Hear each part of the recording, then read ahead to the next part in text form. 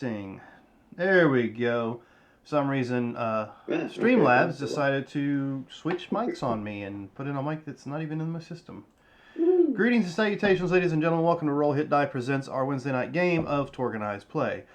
As one of our players in our other games have said in the past, it would not be a Roll Hit Die game without a little bit of technical difficulties. And apparently, like I said, OSB changing out where my mic and sound was coming from for me is a technical difficulty. Before we jump into tonight's game, and I give this over to Mark so he can continue to beat and destroy Ivan, or however you pronounce it. First things first, that map in the middle of the screen, with a nice house there and the red, orange cones, since I can't tell color. That's brought to you through Roll20. It allows our DMs and GMs to immerse our players and give them an idea where they're at, whether it be a battle map, artwork, or a picture of a location. You can go to Roll20 and use that for your digital games if you wish to play. Let's see. Also, there's miniatures to the left-hand side of that screen, right next to that big white box that has a 0 and a green bar. Those are created through Hero Forge. Hero Forge allows you to create a custom mini with designs and styles from fantasy up to sci-fi. You can also create, if you're a subscriber to Hero Forge, a custom mini you can turn into a digital version to use in your digital games. If you're watching us on Twitch, down below we have 2 links. One is for Extra Life, which is the most important. Click on that and it allows you to give to the Children's Miracle Network as well as the children's hospitals at any time you can and wish to throughout the year. The other link down there is our website, rollhitdie.com. There, it gives you a little intro on some of the games we play, some of the players we have out, and also a shop that you can go and get, shirts or mugs or rugs, or not rugs, but blankets with our emblem on it, which is the Roll Hit Die dice that you see when the screen opens up. It's before we all jump in. And as a refresher, it is that one right there. Alright, so, also if you're watching us on Twitch, you'll notice down beside the chat bar is a little bubble looking thing. Now we call those chaos bubbles. You can collect those and it allows you to cause chaos currently in Consequences of Chaos on Friday night, our 5th edition D&D game. The shows have not decided exactly what we want to throw in there yet to allow you to participate in those particular programs, but when we do, you'll be the first to know. Let's see. I think that's it as far as my announcements are concerned, so I will just go ahead and hand this off to Mark, and we can jump into tonight's episode. Okay. First off, we got a new episode of Delphi Council Debriefings. Thank you. There we go. Debriefings over on YouTube. Actually got an email in. I think Liam posted that we got an email from somebody, our first. Yay! We got some comments going on over there. So if you're not familiar with what Torg Eternity is, we're talking about it in 1 hour podcasts on wherever you get your podcast, or if you want to watch our smiling faces yammer back and forth and wave hands at the camera, then you can do that on YouTube, because I can't talk without my hands. Let's see. So let's recap. Welcome back, by the way, Liam. Good to see you back.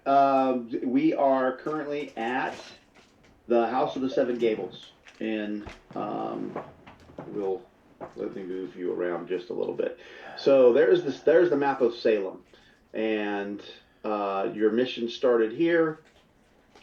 You guys kind of went over to the Commons here for a little bit and noticed that wild folk had taken over the Commons, and the local ords were kind of gathering at the edge of the asphalt around the Commons, and there were homeless people on the Commons under these awnings of a sort. And let's look at that. Yeah, so you had those awnings around, and we went in there for a little bit and discovered that the wild folk that were there didn't take kindly to the invasions of you guys. Let me get those cards that you did. You've already picked up your cards, right, Liam? Yeah. Yes. Okay, so we'll get that out of the way, because I kind of duplicated them and moved them around. It was just easier. Let's see. We also discovered the wild fae are not what they appeared. That's correct. They were the wild fae. You're not sure what they are, but they're wearing some kind of fae suit, and They're not real happy with your presence there. Let's see. But everybody decided, well, maybe we should try going to some of these other locations first. So we tried going to the Satanic Temple first, which was, and I'll just clean the tabletop up as we go through this. There was a tree in the back left corner of the parking lot that you had to run a DSR through the parking lot to navigate the hellfire and a maze and discovered these rabbits that were sacrificed and pulled a rabbit's foot that seemed to be some kind of token for something going on. Discovered that area was linked to the commons somehow, and that it was draining all of the luck from the commons to this area. In fact, you discovered that you couldn't disconnect over here, you couldn't have a mishap over here, and worst thing about it, you couldn't have glory, and you couldn't get glory either.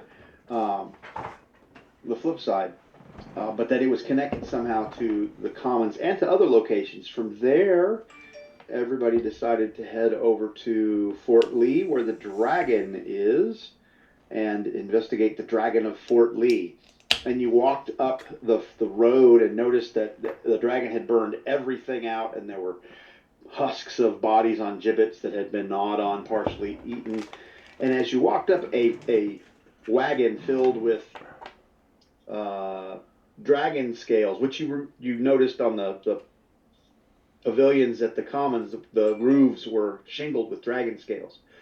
And this wagon is leaving the fort with dragon scales in it, escorted by clerics of Lisservax. The dragon's name is Lisservax, and they are the clerics of Lisservax. And you got inside, and you noticed there was another, I can't remember who it was that spotted it, but somebody spotted another wagon that had a covered burden in it, and you weren't sure what that was, with another group of clerics. That something was odd about those clerics. When they left, they departed as you move forward to have parley with the dragon. Dragon offered you a task if you would take a ring, and it was the darkest ebony ring that you'd ever seen. And the dragon asked you to take that ring and put it on the horn of the Hornmaster and blow it into the there was some kind of a cavern or something in the house, and the dragon asked you to blow it into that cavern for her. Didn't explain why, just said, if you'll do that, I'll deal with your problems at the commons. Well, there was some hemming and hawing, and everybody decided, no, we're not going to do the thing for the dragon. But you did manage to convince her that you should be let go, and she said that she would happily eat you next time, because you had impressed her. Just to add in here, I believe she found us worthy to let us go, and then the where she wanted to go was actually in the House of Seven Gables. Is that correct? Yes. Yeah. Okay. Yes. That was where she wanted us to blow the horn. Yeah, she wanted you to get the horn from the Hornmaster, put the ring on it, and then blow the horn into the crack in the basement. And that's all you're like, oh, okay, why is that? I don't know. She said, you just do that. You don't need to know why, just do it. And you're like, I don't think so. Yeah, you said, I don't think so. At which point, you decided that was a good place to go next. And so you went to the House of the Seven Gables, which is where we are now. And when you got there, this backyard area here, had a large group of people there, and one of them was a man in a horned helm with a bare chest, and he had a large horn at his waist, and he said, who has the courage to face me? And then another one was the green man, who said, do you fear pain and blood? And there was a spectral knight there who said, who defends this realm? Which, let's see, Borya took him on and handled him nicely and whipped him and drove him, he gloriously punched him, which Locusus documented, and he retreated into the basement of the house with his tail between his legs, muttering to himself that perhaps this realm was not, he was not ready for his presence, or something to that effect. At which point, the Green Man was dealt with, and I think we got Thaddeus was dealing with the Green Man. Is that right? No, Tanner had mind controlled the Green That's Man right. to hold out one of his limbs, because he said, maybe you would make an interesting guitar. And then Yvonne came over with his hammer and knocked the branch off for him. Yeah, big enough to make like a neck.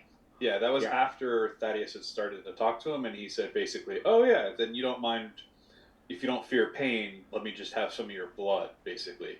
Yes, let me have some blood." And he's like, "It doesn't have to be yours. It can be this one you killed." And we were like, "We're not going to give you blood, thanks." Yeah, he's very keen on someone taking a wound for him and giving him a sample of your blood, and he doesn't care how he gets it.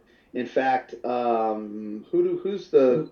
He was also asking about Spoot, because Spoot is wounded currently. Yeah, Spoot is wounded, and he was like, "Well, just dab it in that and give me that. That would be sufficient." And nobody's interested in giving him a sample of Spoot's injury either. Well, we decided maybe we'll do the tree's injury and give it to him. The branch guys. We'll just dab that and give it to him. Well, it's the same guy. Yeah. No, is it? Yeah. I thought it was a different one. Yeah. No, the Green Man is the guy who's asking. You see, his tagline is, "Do you fear pain and blood?" And he keeps you an injury. And so you've begun combat with him, and he is controlled. My confusion. Yeah.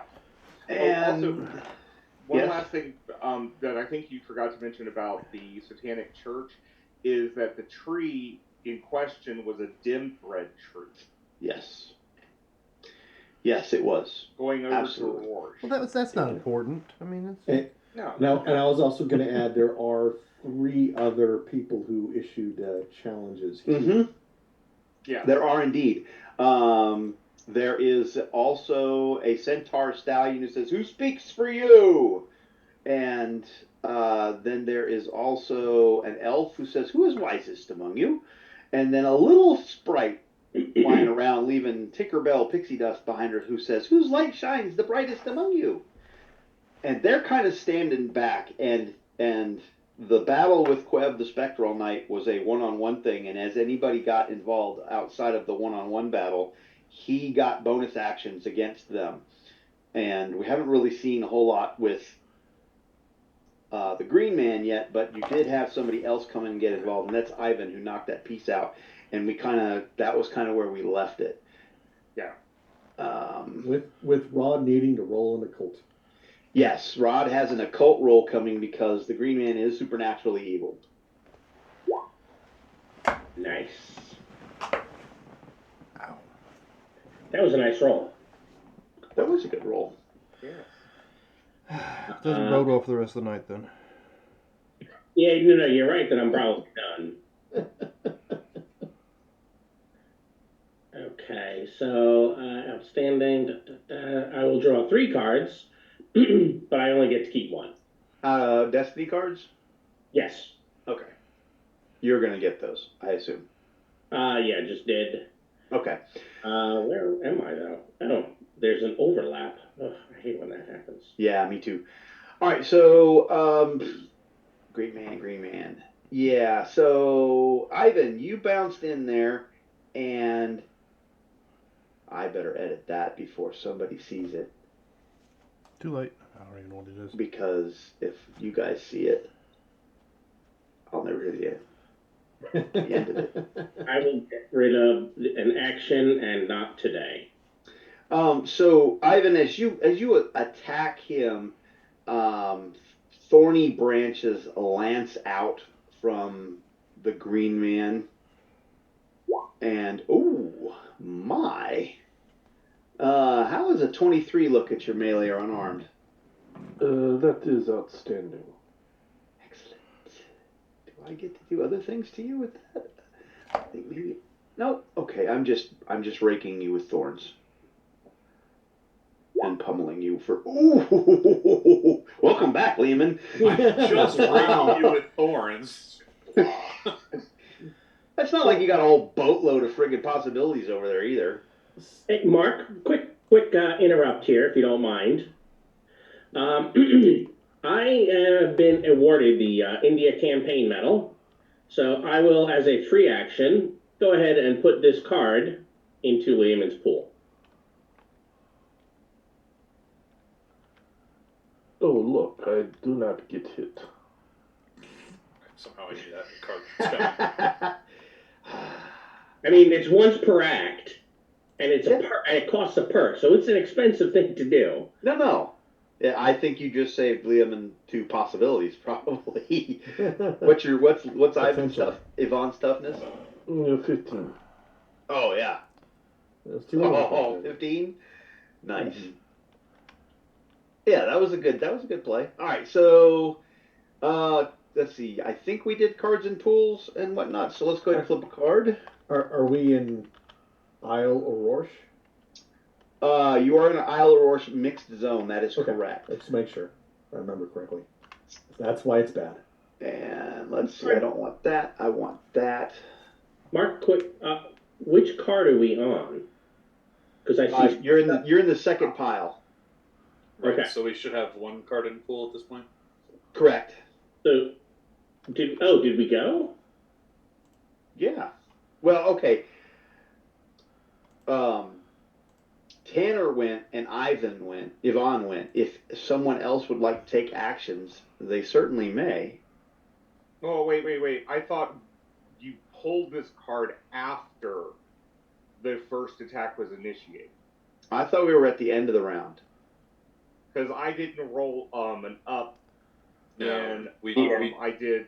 Yeah, we didn't start the card. That's why the scholar roll had to come first thing. Right. Oh, is this okay? So this is our card then? Yeah. So I think the villain actually gets to go first. Okay. Yeah. Which he did. Yep. No, he hasn't gone yet. I'm sorry, but that's what that was an action for. No. To break free of the mind control, you have a will mind of 18. 18? Mm-hmm.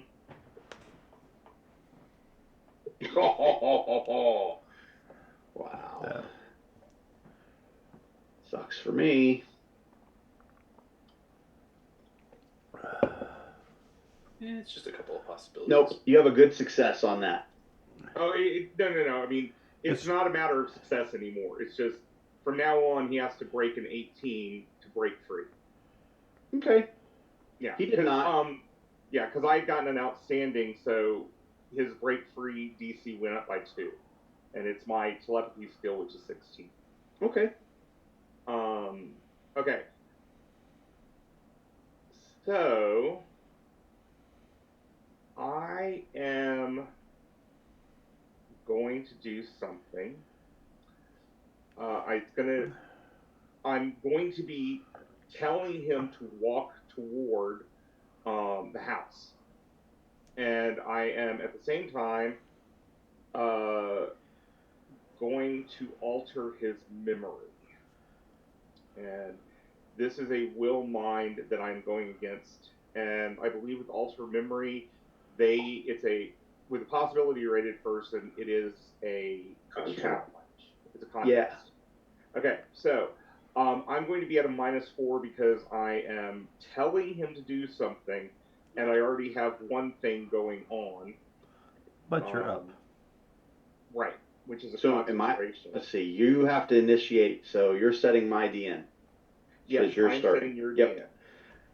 And so it's a -4 for me.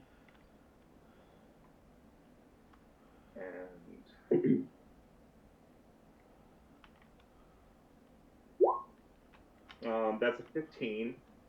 Then up. You're up. Yep.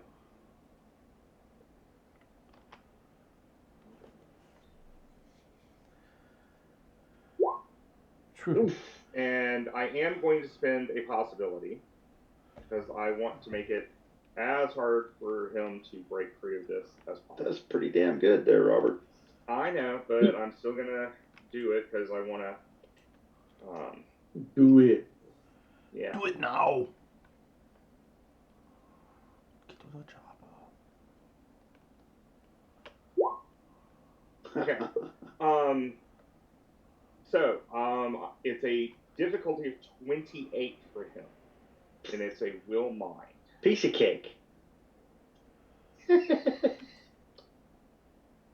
explode. Robert, you're not good. Oh, we don't have the cards to go for glory, do we? I don't think so. So you just need a hero or a drama and somebody have Oh, glory got- in their pool. Got nothing in our pool right now. Yeah, there should be nothing in our pool. That's the thing. This is true. All right, However, So and I don't have anything that I can give out to people. I So- do. That's why I'm asking. Okay. I'll Does spend one. anyone here have a glory in their hand? Or, Yeah, but see, I don't have anything else that I can do. but I also Oh, have. no. Nope. I was going to leadership you a drama, and leadership somebody else, or excuse me, drop a leadership and give that to somebody else, becoming very vulnerable, so that they could equip Okay. glory. So Got it. Yeah, Rod's got a He's sneaky got the way plan. of getting. Yeah, he's got the cards. It's not that. It's not broken. He's just got the right cards for it. Yeah. And and I mean, I have take perks to draw and pass out cards. right, and I have natural leadership also. I just don't have the cards to do it. Then Okay. I was going to try one other thing if you wanted, but I'll wait because there's still one possible chance to do it, but I'll wait. Okay. I have a good success. Oh wait. You do have a good success. I was gonna say I have a rally if you wanted to try, if we really wanted to try for it, but I was gonna add. No, so that length of silence is a no. So all right, you got a good success, Tanner. Okay. I have a good success. So that means I can alter up to 1 hour of his memory. But I don't really need that much. His memory is being altered to you have lost, you have been defeated. And I'm sending him inside.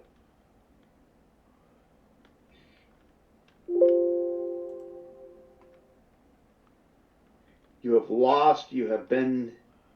I mean, basically, Defeated. the memory. Yeah, no, I got it. He has been defeated.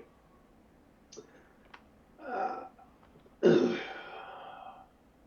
I'm having him this round walk inside. Oh, in case you guys didn't see the green man, there he goes. There's the green man. Ooh, I like that. Oh, that's a good pitch.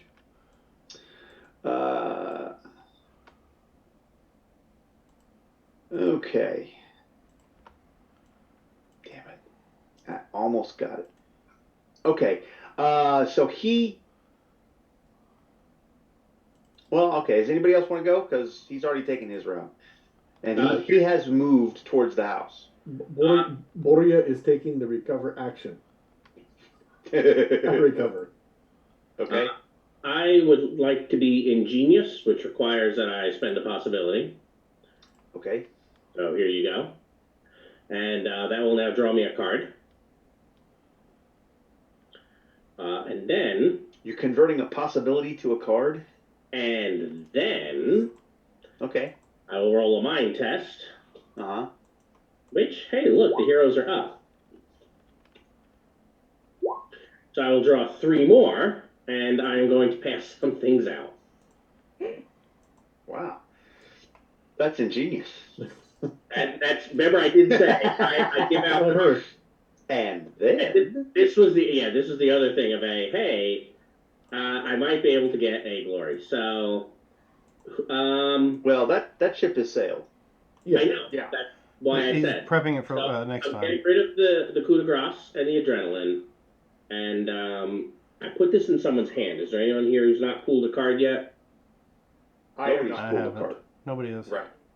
Is there anyone here who has a hero card? No. I have hero. Excellent. Then here you go. I will pass you this this drama. So basically, I turn my possibility into a card for me and a drama for him. Okay. So it's not horrible. Well, it's a 1-for-1 as far as the net possibilities go. You're plus 1 card. Yeah. It I makes got you. because we were up. All right. And then you said we can multi-action. So I would like to try to trick that fellow. Did you take that into account for the roll that you made just now? Because you make 1 die roll. Simple action.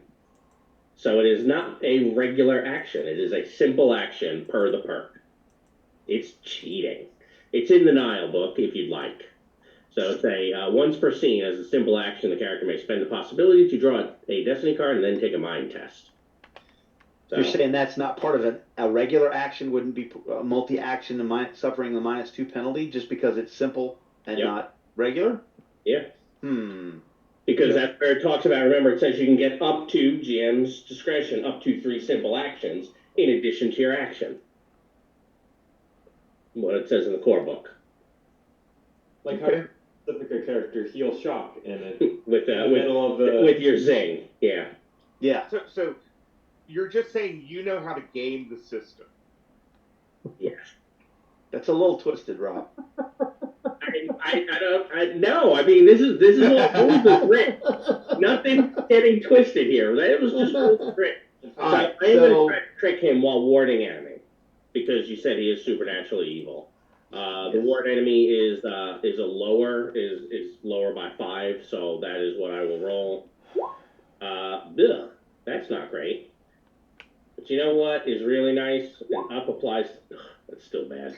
Hold on. I have lots of possibilities, so I will put one on to this. Spending the possibility of avoid 2 shock. Check. Yeah. Wow. And a ward enemy to give us all 1 to our defense. And how does a 17 look against his trick? Why did I close him? I don't know why I closed him. Because it was technically going to be over. Yeah, it was. That's a standard success. Did you do that wrong? Or am I... No, the delta between my ward enemy and my trick is 5. No, your last roll for the Yeah. up and the possibility. You know what? I did. I put in an 8. That should be a roll of a 25. A 25 is plus 8, so I'd be looking at 17, 15, 20 total for the trick. Wow. That would be outstanding. Oh, excellent. So I guess he can be very stymied and disfavored. And since that was a successful multi-action, that draws me a card. First half hour of the game, Colonel Day. Hey, I don't do much, but when I do, it takes all it's night. a while. When I Technically, do, technically what I did was a multi-action. Does it count to do make the mind control person do something and also a secondary action? Not really, because you gotta you're just kind of maintaining that one. It's just concentration. Oh no! I have to take a -2 if I want to command it and do anything. Sure. Okay, you took the penalty. Go ahead. You can get a card. You took a penalty for it. Sure. That's a good point. All right. Anybody else want to make an action as the Green Man strides towards the back door of the house? No. Hey. So full cards. That combat is over unless you're planning on doing anything else. He is walking into the house. I'm done. All right. So let's go to this and make notes here. Now, Wotan is probably pissed at me. You are not getting any good looks from Wotan, and he's not happy. Although the centaur and the elf and the sprite cheer greatly. The sprite seems to be giggling behind and pointing as the Green Man wanders away. The elf is just kind of grinning really, really broadly, and the centaur is openly belly laughing and prancing around and kind of thing. Wotan, who is now left by himself, is not pleased, and he looks at you and he says, "Oops, come here." He says, "Who has the courage to face me?"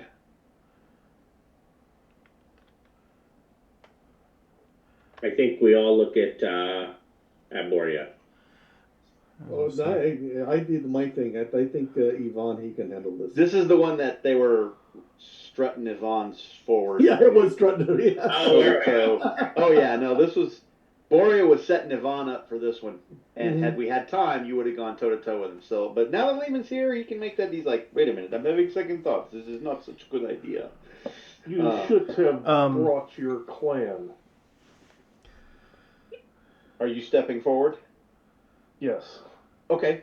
Can we do anything before he steps forward, like an action or anything, or are we gonna wait till We're cards not drop? in rounds. That's what I'm asking.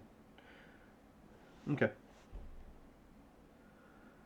Are you attempting to start something with him? I was just gonna get haste on Ivan, as all, but there's no card for us to do anything yet, so I won't. I didn't want to interact before he, interact as he stepped in or I whatever. got it. Yeah, because if you throw it up and I flip a card, it's gone. So who has the courage to face you? So you're stepping out. He has drawn a two-handed sword and he's setting it with the point down and resting on it with a very intimidating presence there. He radiates intimidation. As you step forward, he pulls a glove from his belt and he throws it down in front of you, and he smirks at you. Oh, you think he's going to fall for that? I got smacked last time. Don't fall for it, Yvonne. I did. They cheated. They didn't cheat. Just you got to keep your eye on your opponent. He as you kind of stand there, he picks up his sword and he starts twirling it in a very, very deft martial display that is fairly intimidating. In fact, the other fey creatures, the sprite and the elf, kind of take a step back involuntarily. You get the idea that he's inviting you to a test of intimidation. Okay. Tear down.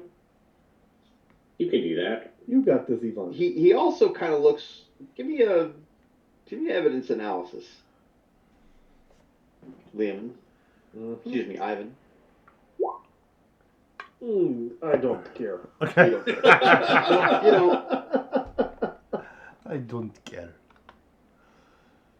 Are you up for the intimidation or not? Yes, I have my occult tech arm. Okay. I don't need takeoff.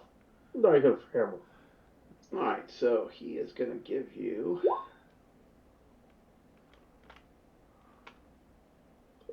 God, my rolls are Jim tonight. There's your number.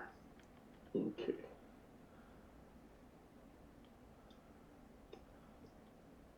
No, we're still not into rounds yet.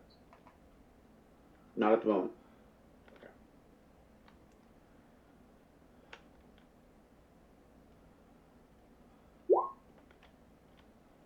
I take it that's your possibility on the table? Yep. Okay. Right now you have a standard success or 2 off a good. Is that your final answer? Yes. Okay. So you see that he is clearly gauging you for combat and has every intention of engaging in combat. He was in fact going to strike you if you failed to intimidate or manage to intimidate him. Clearly he was going to try and surprise you with it. But you've seen it coming, and so there is no surprise round. So we'll just flip a card. He's not supernaturally evil, right? Okay. Yes, he is. I am going to No, become very. you've already done it. I'm going to become very vulnerable to give No Colonel Day. natural leadership some cards over to. Well, I haven't flipped a card yet. Well, okay, I'll let you flip the card and then I'll. Yeah. Come on, Robert. It's Mark, real quick. But the cards we had in our pool, they went back to our hands. Correct. So it's the start of a new fight. It is. But the text of occultist says at the start of any fight. It's not a once per scene or act. If we still had the cards in our pool, then I'd be like, yeah, I don't. That's the only reason I'm asking. No, I'm trying to. I got reasons for things going on, and I'm trying to decide whether or not that would.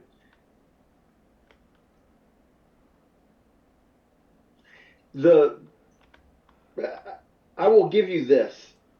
from your scholar roll. You don't get a card for it, but I'll give you that. You get information that what is going on is all interconnected, and the supernatural revelations that you had off of the Green Man are identical to the ones off of Wotan. It's not like you're facing another supernatural situation. You're facing the same one. Okay. Do I also not get the second part of the perk, which lets me pull a card immediately? I'll let you pull a card. I'll absolutely let you pull a card. Okay. And since it is the start, I need to roll my reality then. For Bring the beats. And I do not this time.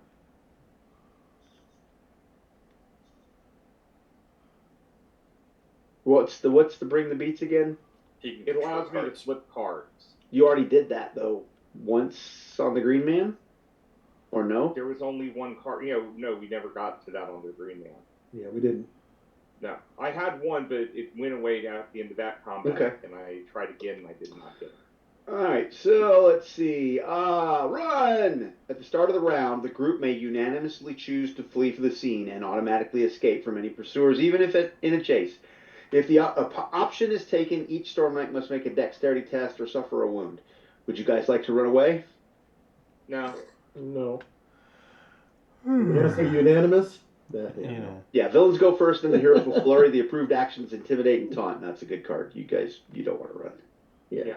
And as I said, I'm going to be going very vulnerable to give cards over to Yvonne. All right, so Wutan Hornmaster striking at Ivan. He's actually going to do a couple of things here.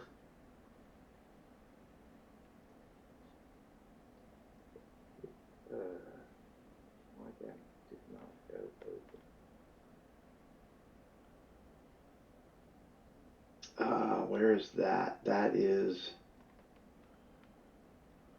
So do those go into hands or pull? Pull.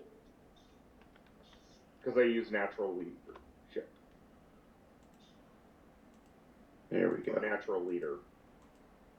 So he pulls the horn from his belt as he takes this massive... It's a two-handed weapon he's wielding one-handed. And he's striking at you as he blows this horn, brings this horn up to his... So, let's see, that's going to be -2 because we're doing two things. I'm going to do this. I'm actually going to give him -4 for reasons. Submit, but he... We don't want to submit.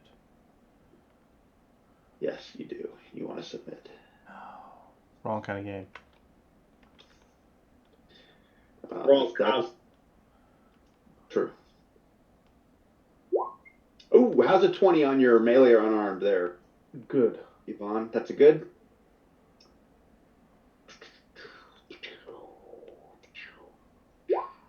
$19. 2 shock. Okay. However, you hear coming from the house and the basement, kind of the door bursts open and it comes flying off its hinges. And let's go ahead and roll that. That's 3. So, because I got a +1. Where is that?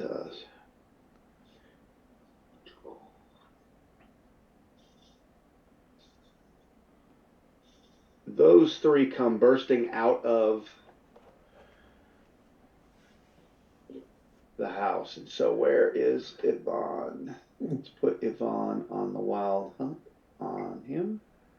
And what are you over here? Yeah, where's Yvonne? Out of the way. He's down at the bottom. Oh, he's at the very bottom. There we go. And we will have the wild hunt, the spirits of the wild hunt come after. Let's see, that's 5 others, so we'll roll 3d5.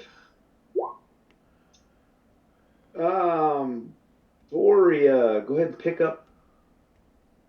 Borea, pick one. And 1, 2. Dan, you're on 1 because you didn't put. I can't remember who you are. Yeah, I don't. Usually I put And that in there. Locutus, that's right. And Colonel Day. Yes. Move up to one of those guys because they are charging you. One of them is. I gotta open up the Wild Hunt. All right, so I've done. I don't need the Green Man anymore. I've done Wutan, who has attacked Python, Yvonne, and now I get attacks on.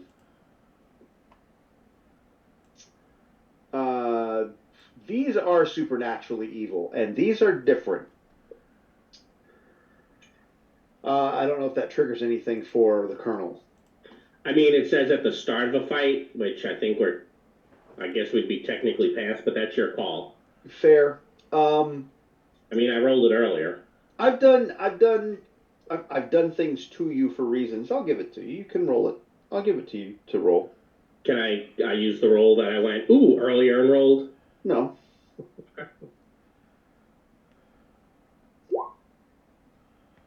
So, still a good success. Okay, so do your thing. Let's see. What do we have? 1, 2, 3, 4, 5, 6. So, slash RD6. I got 6. These look like. Do we have any? Are any of you guys elves? None of these from Isle, are they? No Eilish. They look like elves, but they're twisted, and they look taken over by brambles and briars. They have longbows, and they're using them, so they're not in melee with you. But everybody gets a longbow. So we'll start with Borea. How's an 11 look against your dodge? That'll be a miss against my dodge. Okie dokie. Lucusus, 14. Currently with my dodge, that'd be right on the number. Is that including the ward enemy that's up? That's what I'm saying. Or did that come down? That came down because we ended combat. Good, no. Oh, okay, so no. Yeah, that's still standard. You may enjoy 12. And right, Colonel Bay. 13? Against, I assume my close combat will be a standard Dodge. Longbow. Still a standard hit. You may enjoy 12 as well. Alright, take the shock. So we're not technically in melee with these guys yet? Nope. Okay. And it's your turn. And we are going to have this hero flurry. You are, yes, you are going to have a hero flurry, correct. Well, these things, they kind of look like they knew what they were doing. So I will try, you know what, I'll just start with taunting the one that shot at me, and we'll see how that goes. Okay. That does not go well. No, that does not go well. I'm assuming that is a failure. That is a failure. Here's what it is. Okay, who's next? Lucusus is just going to cast, since there's a flurry around, enhance and haste on himself. Okay. You're a Magister? Yes. Excellent. That's Lucusus. Who's next? So it looks like a 19. Spoot is going to fly around and try to get a better maneuvering around that one there. Which one? The one that's on Borgia. Shooting the Borgia. Okay. That was an 18 looking at some maneuver. I'm assuming you're just handling your outcome, Stan. Yes, I am. Just doing the math. 18, that is a good success. You're too often outstanding. Let's just make him very vulnerable. And Borgia is going to set up the telekinetic strike. Okay, that's good. And then walk up to him. Spoot. There's Spoot. Takes. Okay. It's a good success. There we go. So we're very vulnerable, you say? Yes.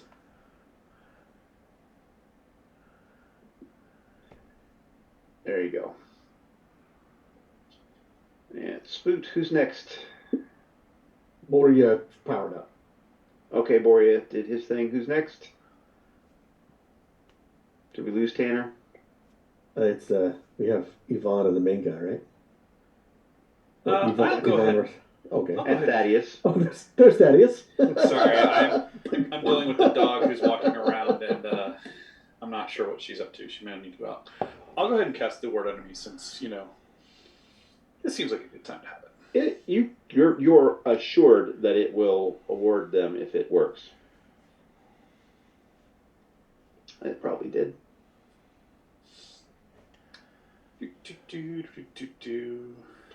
I got plenty of these.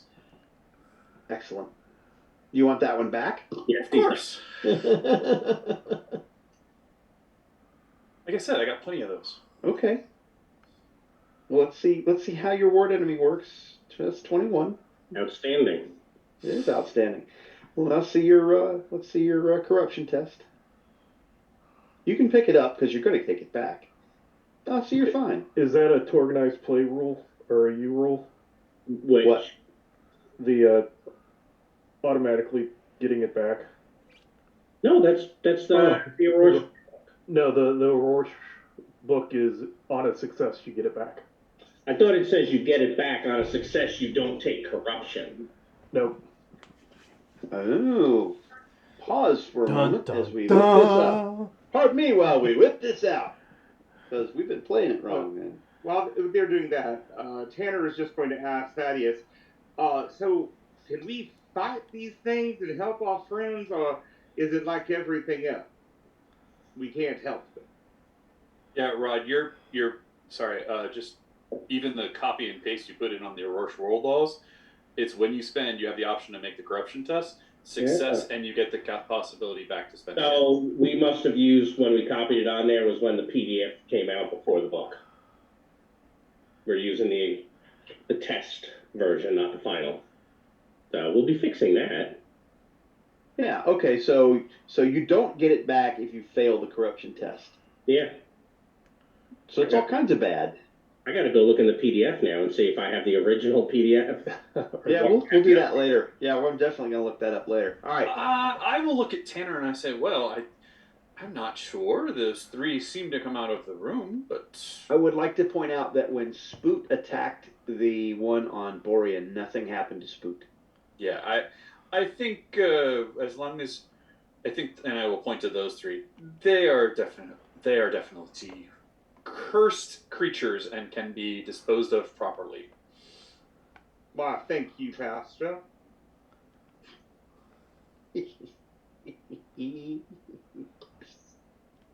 So how is Tanner gonna dispose of properly? Well, since I'm not having to maintain control on anything anymore, I am going to it'll be a -4 to hit all three of them. I am going to inflict joy on all three of them. Of course you are. No, I'm not going after Wotan, or Wutan clan. Clan list. He forgot the clan. He forgot the plan. Ah. He is apparently not for the children.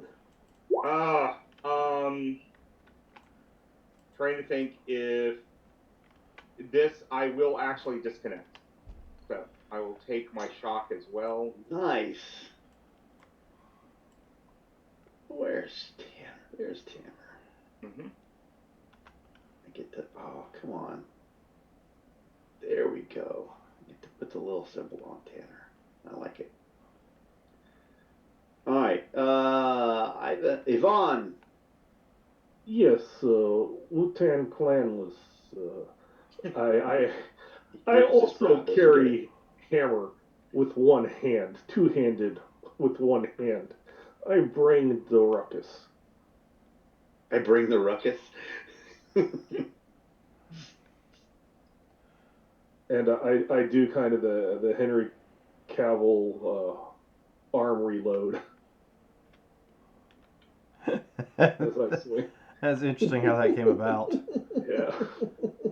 That wasn't even in the script, just was something he was doing, and the director's like, hey, Okay, let's do that again. Start filming again. I'm gonna modify. A little more. We're not a 4K with that impact hammer? No, it's not against mine. Okay. He isn't. I'm just asking. He's just hoping, asking. Could be magic, you never know. I am the one with the magic danger. Danger. Yes, you are. Oh, there we go. Wow. Welcome back, Liam. So a 24 is a good success. Okay. You are too often outstanding. Yes, and it's his first round.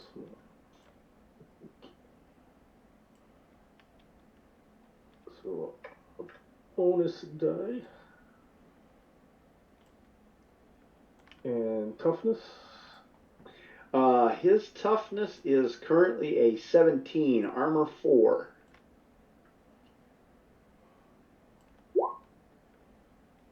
Oh, he gives me 2 shock, I give him 2 shock. Okay.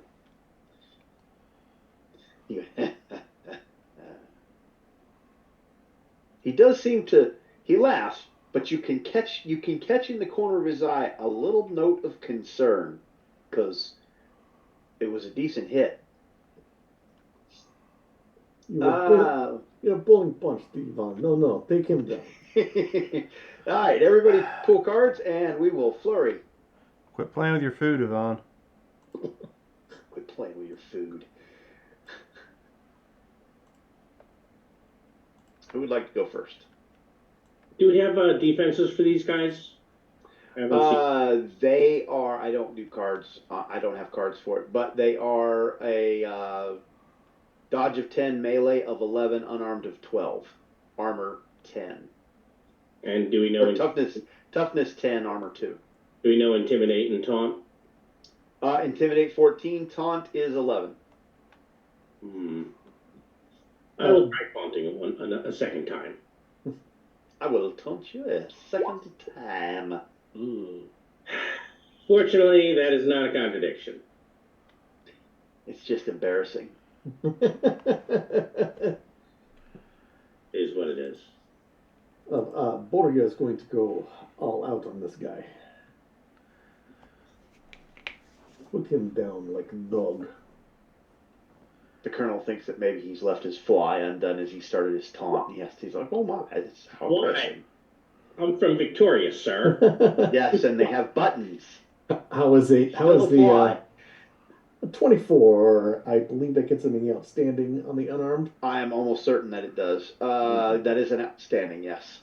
And then I'm going to take my little shock to give myself AP 4. So to go. What's your minimum? Hang on before you do that. What's your minimum damage before you do that? Minimum damage is 18 currently. That's enough. Okay. I still take the shock because I want to. Okay. Hey, far be it for me to stop you from taking some shock. At this point, I do multiple wounds to it, so. Oh yeah, you blow it away. Yeah. Leaves, brambles, sticks go everywhere, along with body parts. And you can give me the very vulnerable. I'll give you the very vulnerable. Yeah, because I went all out. Okie dokie. I reversed the things. I did the thing and then I went all out. Yeah, that's Boria. Who's next? Tanner, I'm going to first try to reconnect. That'd be a good idea. Then I'm going to try to taunt the one on Locutus. What's the Cyrillic say on Boria's cyber punch? Horoshi. Yes. It's good, yeah? Well, Is that what it Horoshi is good. Is good, yeah. Is adjective good. Ah. Yeah. So I marked that standard is standard in Cyrillic. Outstanding is outstanding in Cyrillic. All right, so Tanner, when you got a 12 on your reality, what are we doing here? You I'm have... trying to reconnect, and I don't think I am in a... You're in a mixed zone. So what, you need a 14? I remember the numbers. I think it's a 14 maybe. Yeah. So, and You're I don't two have off. any cards. Yeah, I don't have any cards. So I will try to taunt the one with Locutus because I don't have anything to spend on that. And so You have no cards at all, right? I have a card, but it is not a willpower or an action. Do you have a willpower or action? No, mine's adrenaline. Sorry. Yeah. So I'm going to try to taunt. Okay. And I think I taunted him. 19 on the Wild Hunt. Yeah. Yes, that is a good success. So I'm making him very vulnerable for Locutus. And I will draw a card. and hoping that it is a willpower or something. Nope, it is not.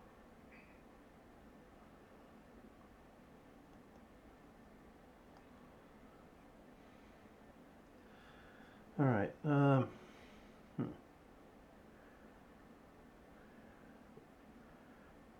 right, so that's Tanner. Who's next?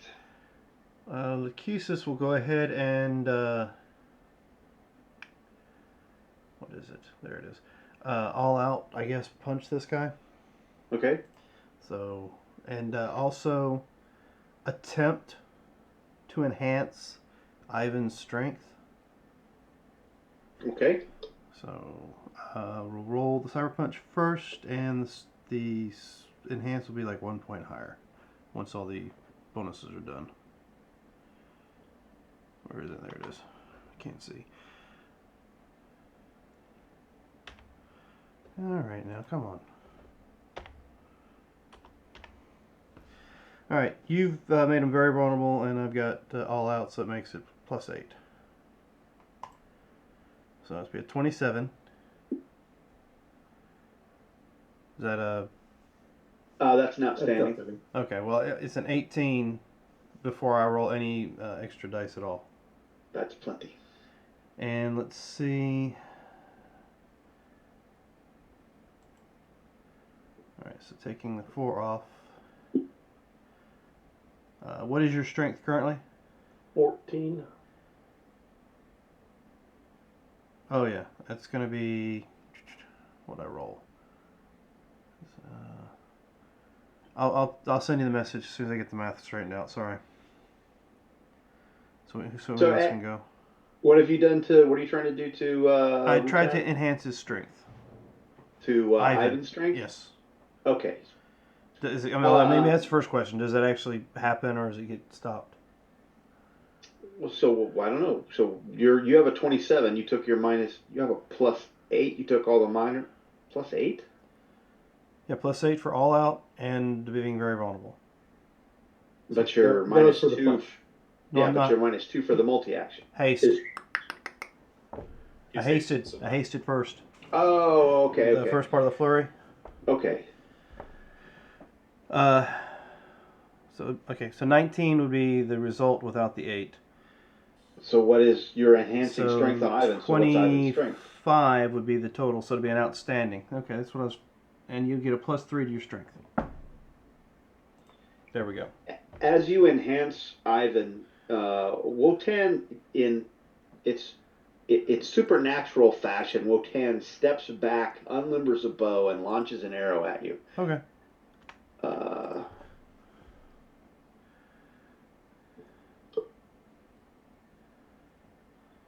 have been rolling very poorly. How's a 17 on your dodge? With the ward enemy, that'll be. We had a 3 on that, right? So that'll be standard. The ward is 2. I think Still be a it standard lasts for then. really long. It's 2. It's It was, 2. that was outstanding. Okay, it'll Yeah. still be. It's still just a standard. Okay, you have you receive this arrow is huge. I mean, it looks like he's launching spears out of this bow, and it strikes you for 16 damage. I need a strength test, please. As it strikes you, the force of this blow is immense. Ooh, it's like ballista. It is like a ballista. Is that 7 your final answer? Negative. Dropped you some candy to the table. Shit. 14's my final. That's all I can do. Okay, so you resist being moved 10 meters away and knocked down. Okay, so I don't need to go any higher. No, your standard success is all you need. You got where you needed to be. But I mean, that's going to leave a mark. He's hitting hard.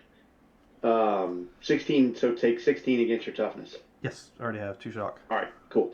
Let's see, that is Locusus. Who's next? Spoot's going to do his maneuver against that dude. Okay. Go Spoot! Spoot!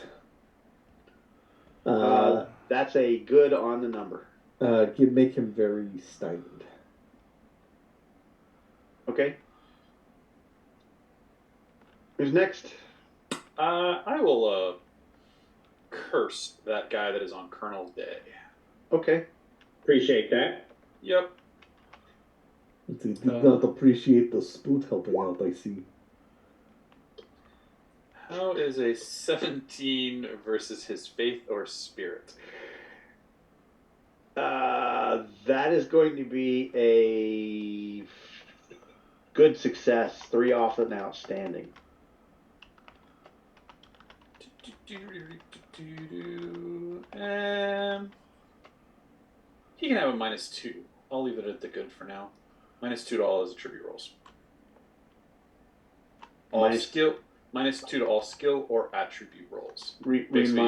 Remind me of that, if you would, he's please. basically just at a -2. That is not stymied, so it can stack. So I will forget, so help me remember that one. All right, that's Thaddeus. Colonel Day and Yvonne.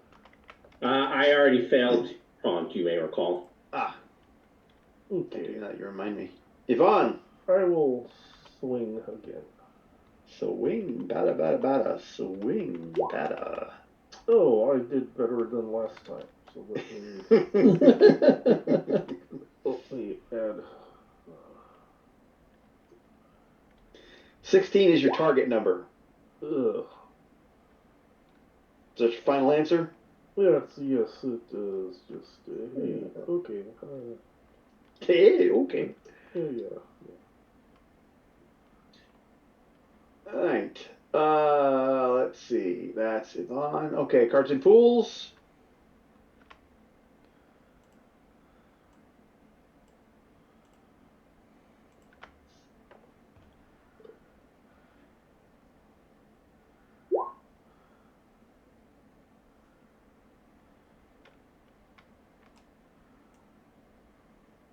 Tear it down. Gain +1 BD of damage on any attack against an object. Ooh, the villains will go first, and they are set back. The approved actions are Intimidate and Maneuver. Let's see. The setback. He's pretty much eliminated, so getting rid of him is not really a setback. Setback.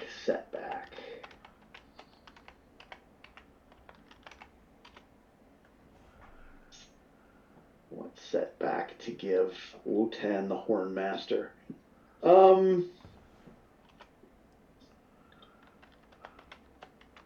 You're not exactly sure why, but there seems to be.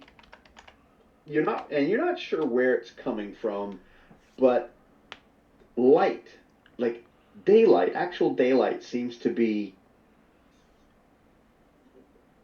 illuminating the field of battle for Yvonne and Wu-Tan, and Wu-Tan does not like it at all.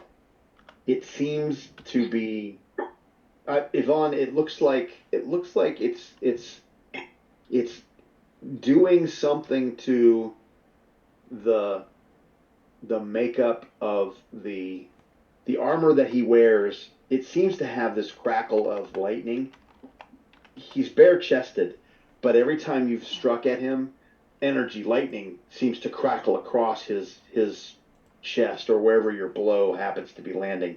And it seems like the energy itself is almost deflecting your blow or protecting Wu-Tan. But it in the natural light that seems to be, you're not sure where it's coming from because the clouds are still there in the fog and the moon is still in the sky. It ought to be nighttime, but for some reason you seem to be fighting now in this pale morning glow, almost as if it's radiating from the sun that cannot be seen over the harbor. And you're not sure where it's coming from. Hey, look, everybody! I become paladin. Nice. It's going to make him very vulnerable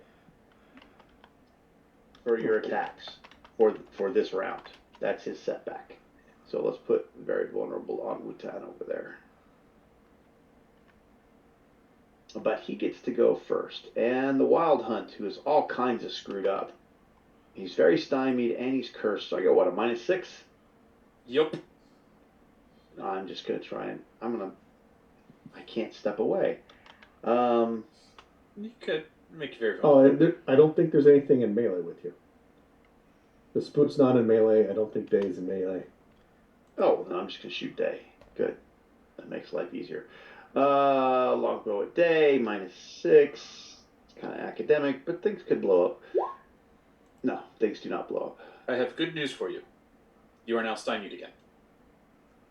I am? Because Yeah. of the ward enemy. The ward enemy was outstanding, so anytime a supernaturally evil creature misses, they're automatically stymied. Oh, of course he is. All right, so let's. I may have planned that with my curse. I'm just saying. You might have. All right, so Wotan, he is he's blown his horn, so can't do that. Now you're welcome, Colonel Day. He swings his sword because it seems to be working against Yvonne.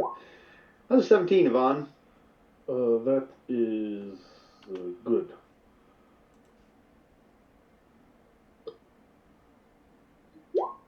$18? 2 shock. It's all of me.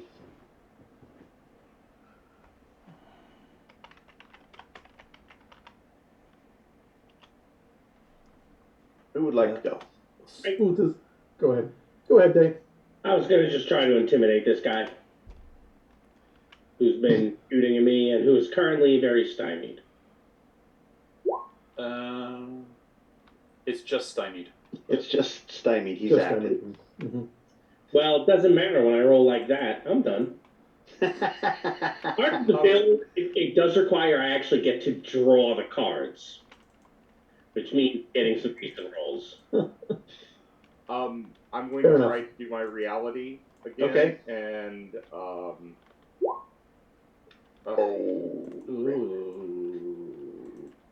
I lose a reality. Does anyone have that second chance ability? Oh wait, okay. Yeah, what have you got to trade? Would you like a seized initiative? Sure, take this second Okay. chance. Okay, there you go. You could always transform. No. I'm already a hologram. I mean, come on, just I mean, I'm already a hologram, so. How would you explain that to the Got ward? Ghost? that would be fantastic, Willis. Yeah, How do we do this? Ghost, yeah. Yeah, shift to a ghost. Okay, so I'm We found a way to get a ghost. You are aware, I do have a cert for a ghost. Oh. Log sheet for once. Oh. Remember, you turned me down on playing one previously when your character did a thing. Oh, I know, and I'm still waiting to play him again. It was the wrong move. All right, so Tanner has connected.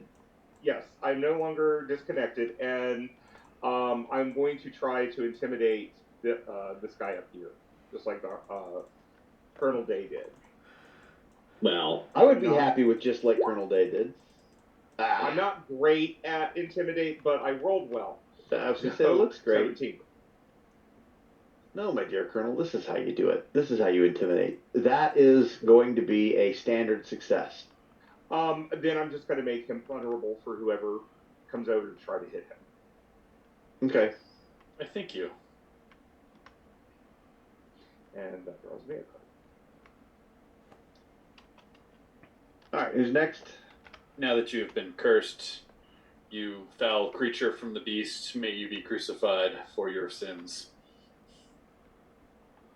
And you're vulnerable.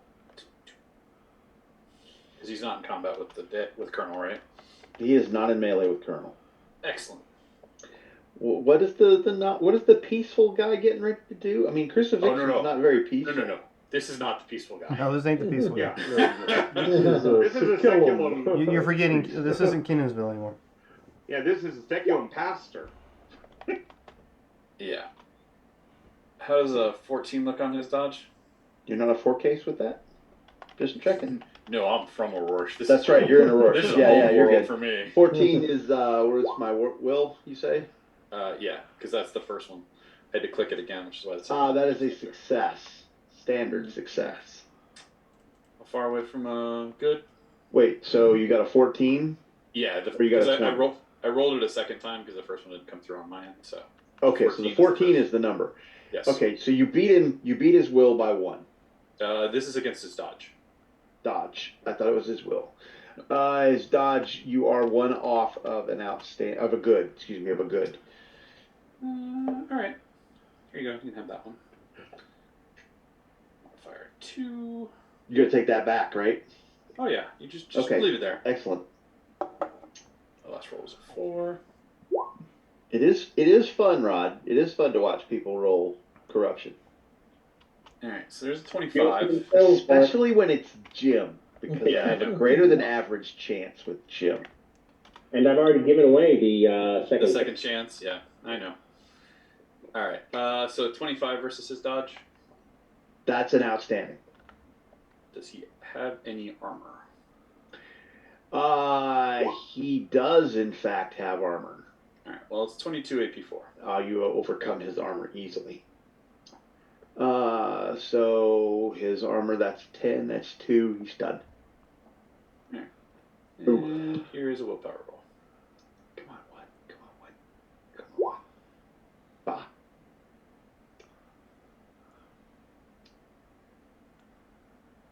Oh, looks like things are taken care of. Spoot and I will head over towards the other fake creatures and say, hello. Are you heading over to them as a group or as one of them in particular? He'll go over to the pixie and just say, hello. Do you bet on such matters of this fight here? Have you already acted this round? I have not. Okay, so Boria is going to address the sprite. Ah, so you are the one with most light? No.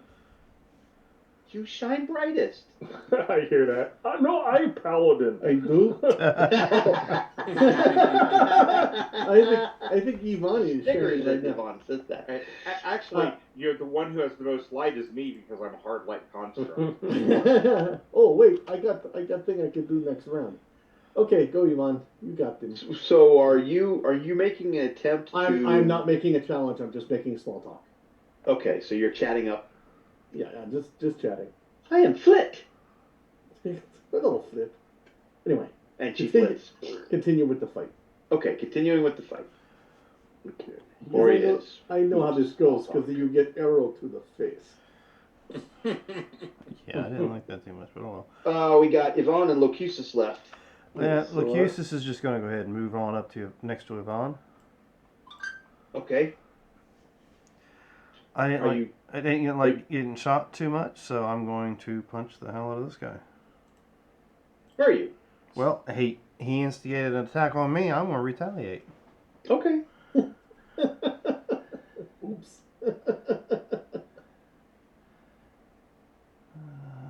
16. What are you punching him? I'm going to punch and diminish him. Well, the punch has got a DN of 16, so let's look at what the diminishes. What's your target? What are you diminishing? I'm going to diminish his spirit. Okay, so what are you rolling? Sire punch is 5 points lower, so I'll roll Okay. it first. God damn, what the hell? Jim? No, I'm kidding. It's not a 1. There we go. Hey, I'm playing my Saccharin Priest. All my rolls need to be above 4, so you can have those for a little while. There we go, 22. Did you drop one on the table? Yes, it is, right here. Way over here. Oh, it's under the turn order. Naturally. Naturally. Yes, that's, All right, so we got a 22. Is that your final answer? well, I can't. You know what? Yeah. That Would is 3 more points do any good? Well, you're You said 16 is your number.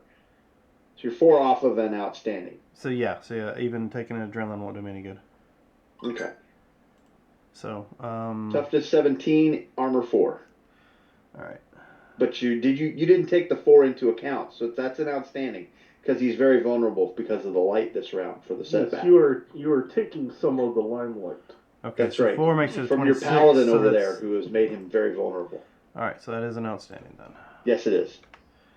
And you said his toughness was what? 17, armor 4.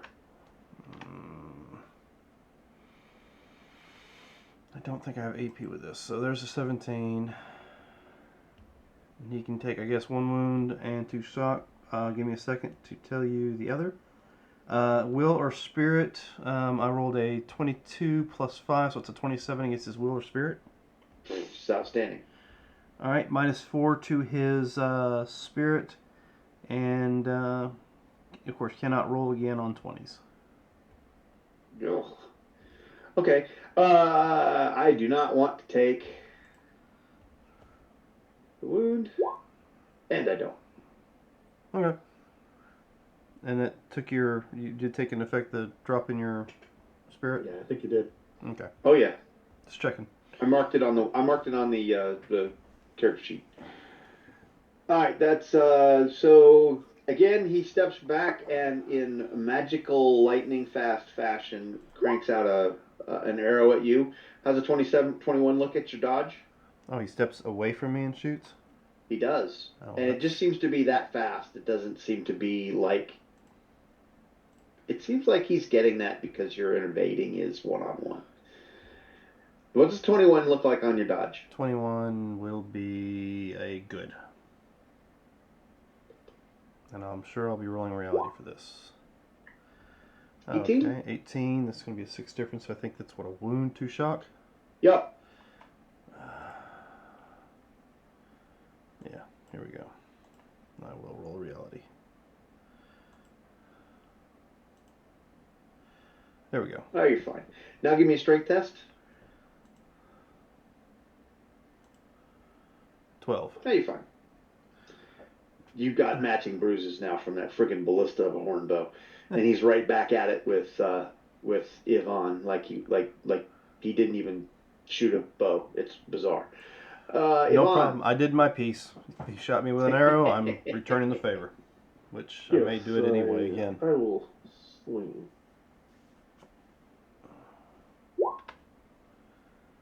Okay, let's see what I can. That's a standard success at the moment. Give me some candy.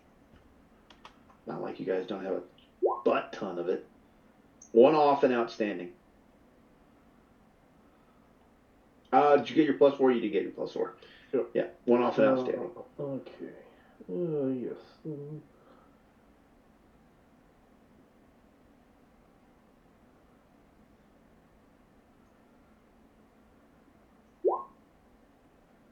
27. Outstanding.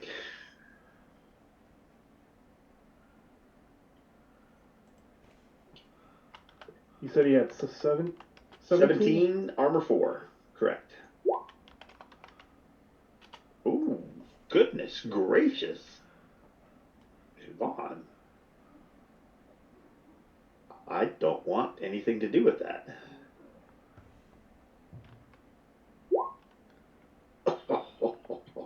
Oh, look, you have hollow bones. Oh, I don't think so. Getting rid of something. I'm getting rid of 2 of those. I still gotta take 1 though. No, I don't take any of that. Okay. Yeah, that blows goats. All right. That's Ed? everybody. Go ahead and put cards in pools.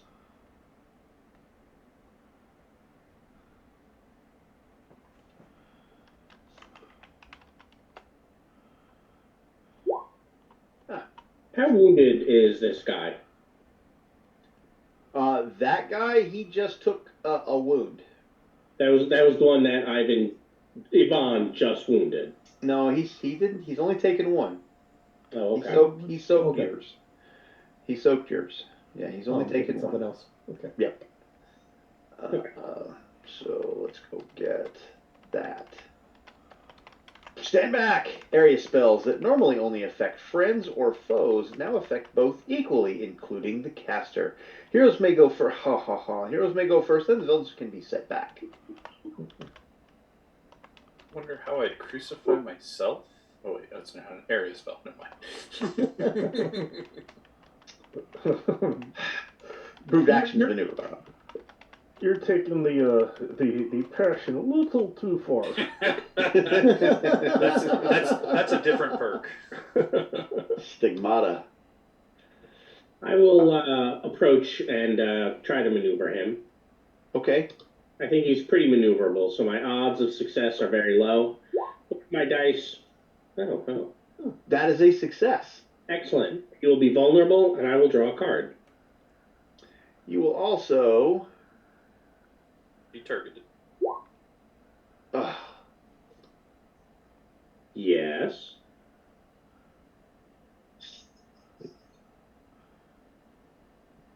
He's run out of arrows. I have good news for you, Mark. He's also stymied now.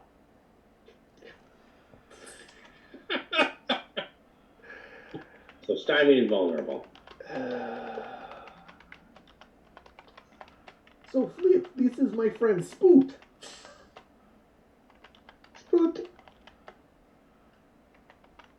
That's pretty much my turn. Shouldn't he still be very vulnerable because he didn't have an action yet?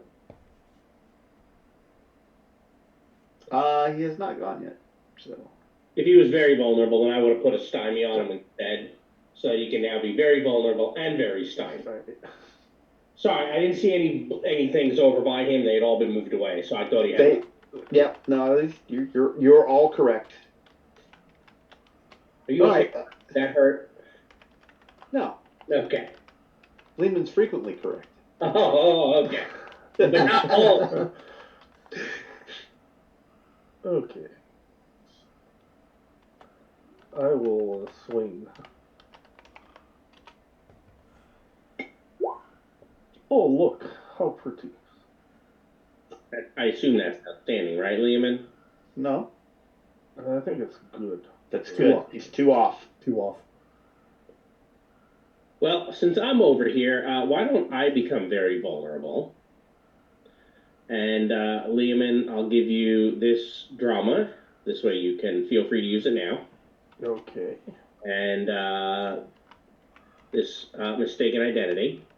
And then if you want to trade me that mistaken identity back, I'll give you that flurry for it. Oh, how. Oh my God. Rod gave away a mistaken identity? Oh, no, he didn't. No.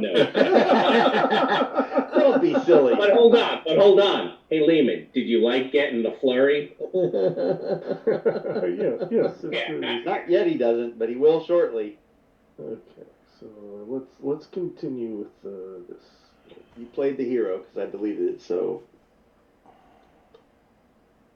And you can put a very vulnerable on me, Mark. There you go. You are outstanding at this point.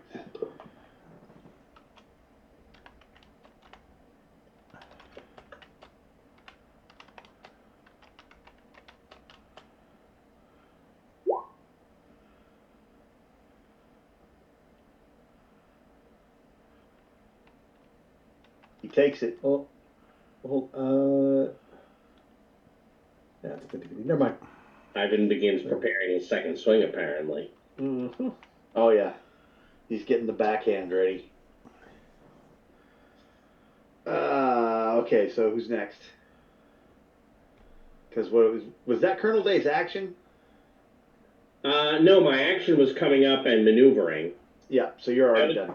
That was just a freebie of, I'm feeling like I am vulnerable, as I say, get him! Yeah, who's next? Right, get him! I have to say with the accent. I say, pursue him rapidly.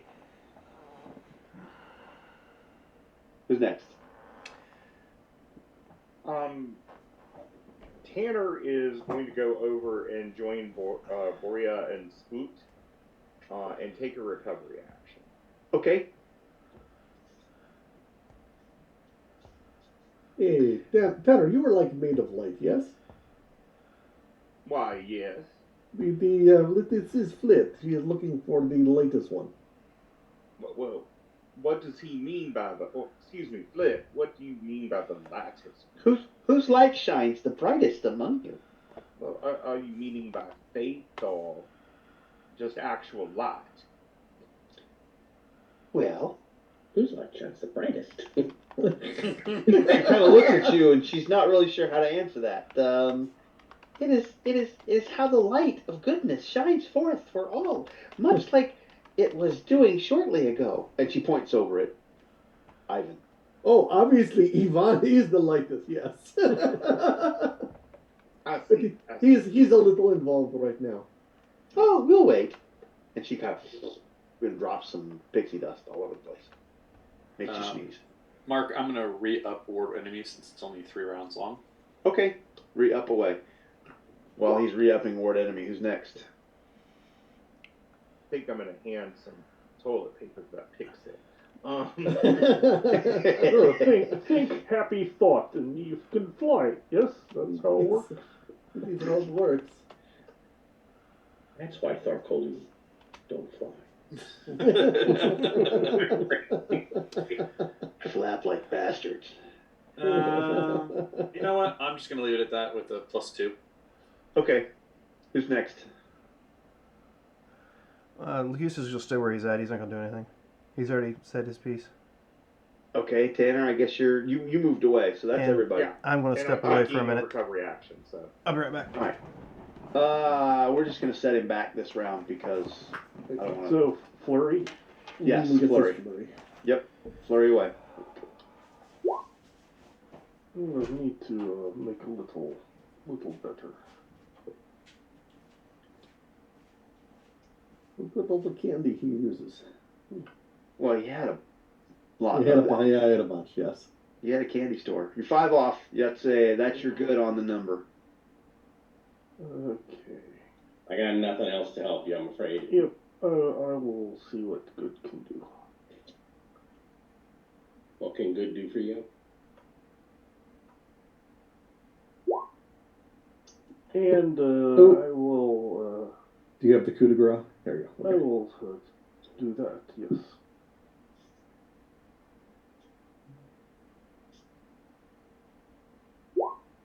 There. Very nice. He breaks and runs for the house. Oh, wow. I thought you were looking for someone brave. Are you not yourself? The stallion, the elf, and Flit cheer wildly. Yes, I think I saw some tears. Oops, that's not the one I want to edit. I want to edit. I don't have it out. Let's come over here and edit that one, the scorecard.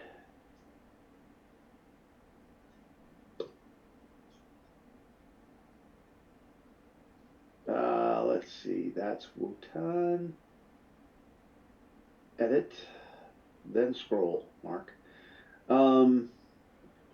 Excellent. Okay, so we are out of rounds, unless you are pursuing Wutan. No, I will let him go cry to mommy. He goes in the door that the wild hunt that he called burst out of, and vanishes into the home. So, Mark, You did well. You did well, indeed. They did. now that we're out of combat, thinking the Fae might, mistake me as being the brightest person. And I'll let you decide whether that's the top or the bottom. I don't know. But I want to see where it goes. Now, if you think, hey, there's no way to work it in, I'll pick it up. Just I have 8 cards. I want to get some of them played. Yeah, I can work it in, but I'm not going to work it in the way that you've presented it because your answer to the question has consequences. So, yeah, if you want to be, you know what? I might just be, oh, yes, of course. And just kind of brush them off in terms of an answer, if that works for you. And again, if not, I can always pick it back up. Mistaken for someone else when it's Anved. You won't. No, I said I'll let you pick. I just want to see what happens. So if you think answering, I'm gonna let you pick that up. Okay. I think there's a better place for that, and I think you'll spot it when it comes around. Okay.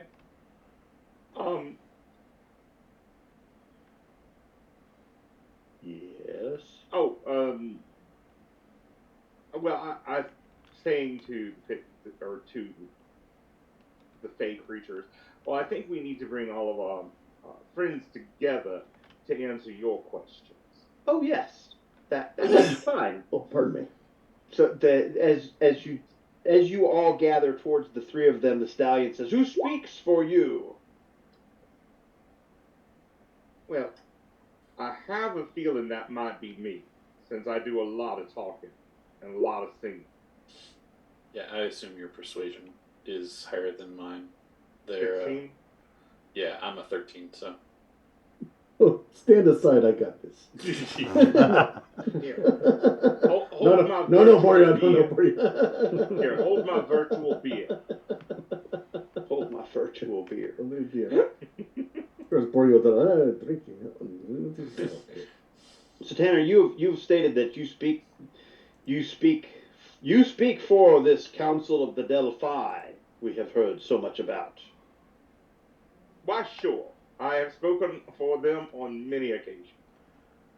And so he begins to engage you about the honor of the Delphi Council and grills you quite heavily. If he starts that, I'm going to sing the Ballad of Philadelphia. Okay, why don't you give me a persuasion, if you'd like to. I mean, I'm going to explain to him all the honorable things we have done. Go ahead and give me your persuasion roll. Your DN is 18. Okay. I will give you a possibility. I'm not going to be calling this one back, but You sure? yes, I'm going to spend the loss. I mean, Jim was doing it just great. If Jim can do it, anybody can I pick it up? No. I mean, you know. I'll test corruption for him. Okay, so that's a 21, right? Okay, is that your final answer? Unless somebody has something they're willing to trade. You're 2 off of a good. I have nothing I can help you with. I got no. This is Anyone with the willpower or an action? How about? Okay. I have a really crap ton of cards right now, so sorry about that. Don't worry.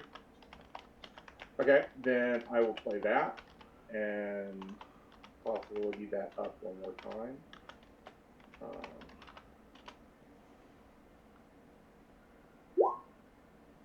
So a 25.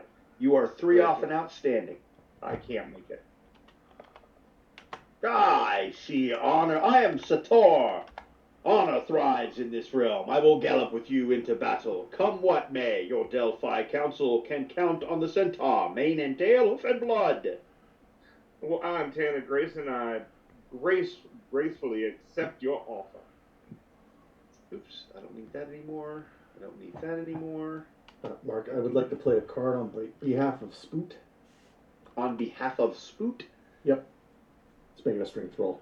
All right, hang on. Just go ahead and drop it to the table and make your roll. I gotta make a note. Damn it. You can spend for him. Yes, I can.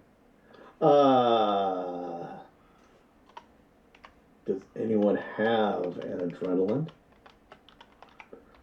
Let's Yes. see, what do we got? I do. I think I do. Or Any? Yeah, personal. all right, he gets a possibility. That's fine. I got adrenaline. It just saves me a possibility. Do you want to trade it? Where are you at? Just drop it to the ground. Okay, there you go. There you go. Okay, cool. And I'll give you this. Did you give him something better than the job offensively you gave me? Yes.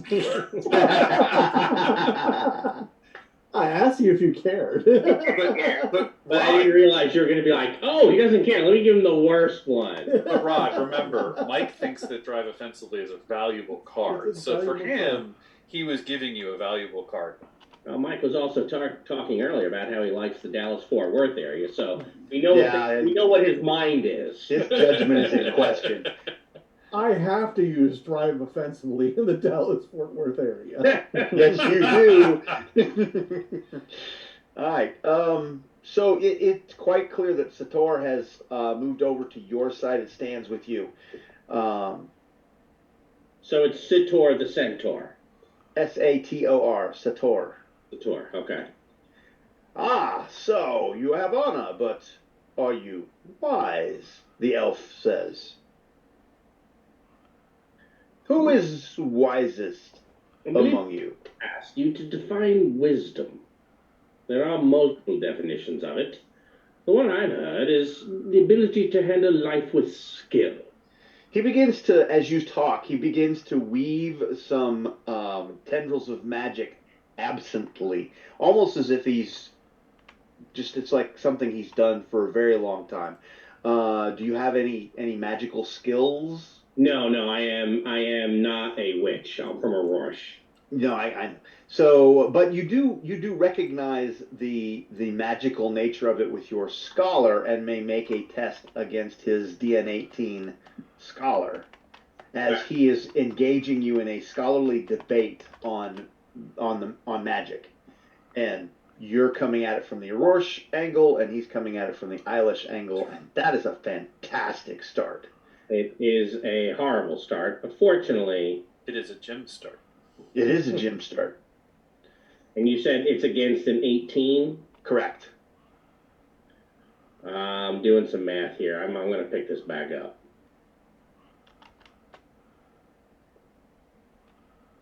I'm looking at. If I get that, or you know what? I will spend that What are we spending? possibility. I put one down, then I picked it back up. Doing the hokey pokey. That's what it's all about. You got this. Oh, well, look at that. That's a good success. You are 3 off and outstanding. Yeah, an 11. No, you said it was a DN 18, so that'd only be a good. Right. He Yeah, said you're 3 off. You're 3 off Oh, and outstanding. you know my ears, Mark. Yes. Yeah, my ears, your eyes, right? My eyes were great. The color sucks. Said the man with glasses. They're not very thick. Adepts headed to mastery, I think. Yes. You have set your feet upon the paths of knowledge, but I'll wager you can learn from simple examples. Perhaps I'll find out soon.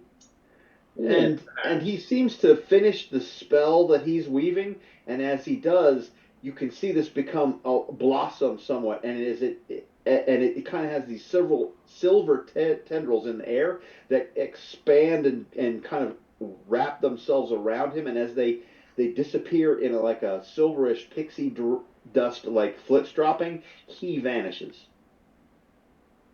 Okay. Let's see. And as he does, you hear, Elmir stands with you in the final battle.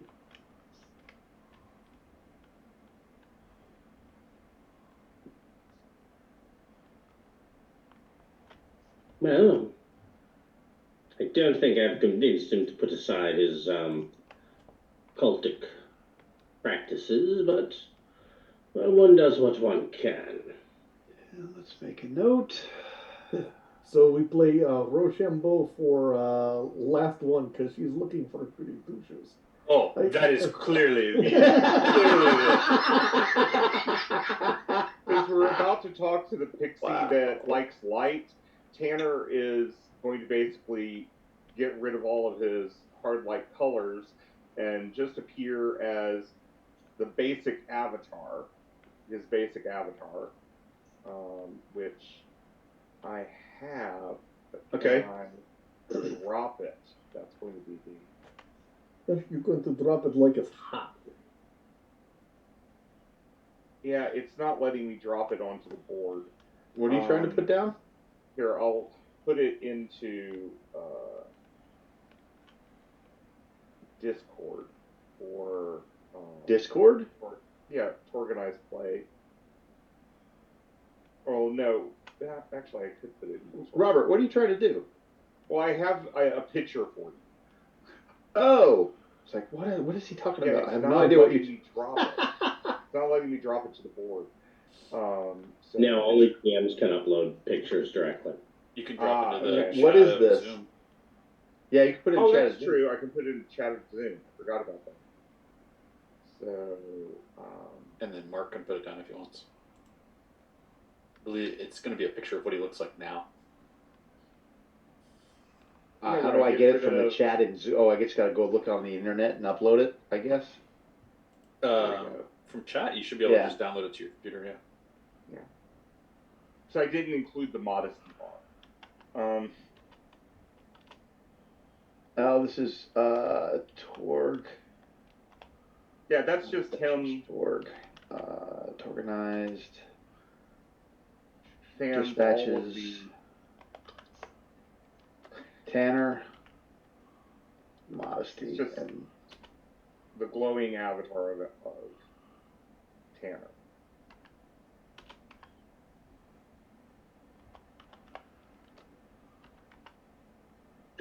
that's Dawn Never Rises. Torg. TORGanized Play. Dispatches. Tanner. All right, it'll be here in a. There we go. Yeah, so it's just a glowing Tanner. Just a glowing Tanner.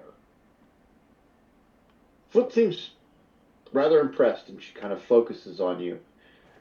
So you are brightest. Well, I still don't exactly know what you mean by light, but I am composed of light. I am light. Well, one must have, as bright as you are, you must have a strong spirit. So you can use your spirit or faith to try and convince me that the Delphi Council is someone that we can trust. I knew I was the man for this job. Yeah.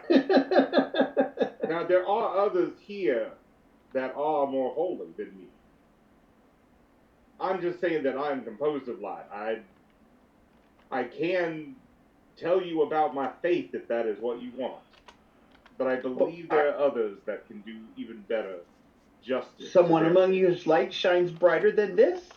Yes. Thaddeus steps forward. Okay, Thaddeus.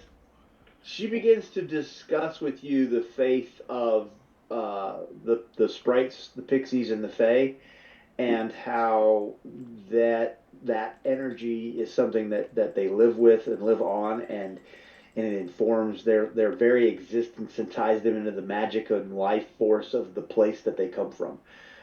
She talks about living in connection with the land of Isle, this, that, and the other, and is wondering if this land can sustain her people as well. And as she does, she drops into the third person whenever she's talking about herself. Why don't you go ahead and give me a faith roll? Your DN is 18, sir. I'll give you candy.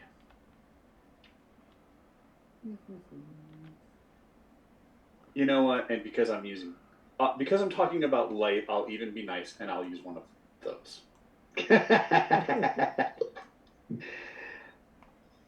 And then I enhance it with a corrupt possibility that I take back. I'm such a... Alright. Didn't go through, so I'll just roll it again, and we'll see which one shows up. Whatever pops up first is what you're stuck with. 21. Okay. So that is a standard success. You are 2 off of a good. Yeah, I have no cards at this point that can assist it. Although, is everybody low on cards? No. Other than you, Rod? No, I mean, Ivan's not. Fair. If it's rally, I'll get I mean... I'll tell you what, I'll rally, and you can make the choice there, Rod. Alright, I will master plan your rally. That right. is my choice. Everything that hits the table, I'm That's fine. So if you're rallying, start discarding. We are under glory. Yes. We are. 5.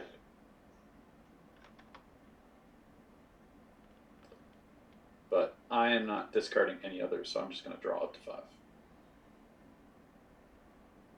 All right, so let's see. Ivan can draw 1. Locutus gets 2. And Excellent. I drew the exact cards I wanted to draw. All right. Seriously? Hero and a drama. Yes. Nice. Okay. So what are we doing? Is everyone else done drawing? Rallying? No. Getting 2. There we go. All right. Yeah. Yep. All right. I am definitely going to hero this. Okay. Because, you got me talking about my faith. I'm happy to talk about my faith all day. Yada, yada, yada, yada. It just won't shut up. It never leaves. You were late for the buffet and everything. You're 1 off and outstanding. Does anybody have a willpower? No. I have an action. Okay. So I will put it to the table. And just whatever. Doesn't matter. You know what? I am just nice enough that... Give him the drive offensively. No. Transfer. Okay. No, the transfer's for me, Mark. I have lots of possibilities I'm not really going to spend much on. So yes, All right. I will have a 30. Okay, so you get an outstanding success on your test with Flit. Oh my, this is simply divine. Snacks for everyone. And a little something extra now and later. Kind and polite people are hard to find, and you all deserve a treat. Why, we haven't seen such kindness in a long time. I think I'll tell Sticker and Poke to visit the Delphi Council for tea. And at that, Flit sprouts enough hands to give for everyone. She splits all of her fairy dust balls into 2, turns 1 ball per storm night into a cookie with strawberry jam in the middle, and hands it to everybody. As soon as you touch this cookie, you get the idea that if you eat it, you may choose to be favored on a skill test on 1 skill. Test reality, you may or you may test reality and heal a wound. 1 wound on a standard, 2 wounds on a good, or 3 wounds on an outstanding, and remove all conditions. Are we able to hold on to the cookie for a limited time? Absolutely. Okay. Your choice. When you eat it, you can be favored, or you can test your reality to heal. I assume it's an action to eat it or simple action. Which do you have a preference? Spoot does not get a cookie. Borea gets a cookie. Okay. I have a question since I don't eat and I can't eat. Can I give my cookie to somebody later? Oh, don't be silly. She makes a little dust ball of sparkly pixie dust, and she kind of throws it at you. And when it interfaces with your perimeter of your hard light hologram, the hologram kind of and as it passes through the light, it turns into the cookie. Okay. So I have a holographic. Okay. That does exactly what everybody else's cookie does. Gotcha. Okay. Yes, now they will know what website you browse. Yes. Well played, sir. Well played, yes. Alright, so gotta get Flit.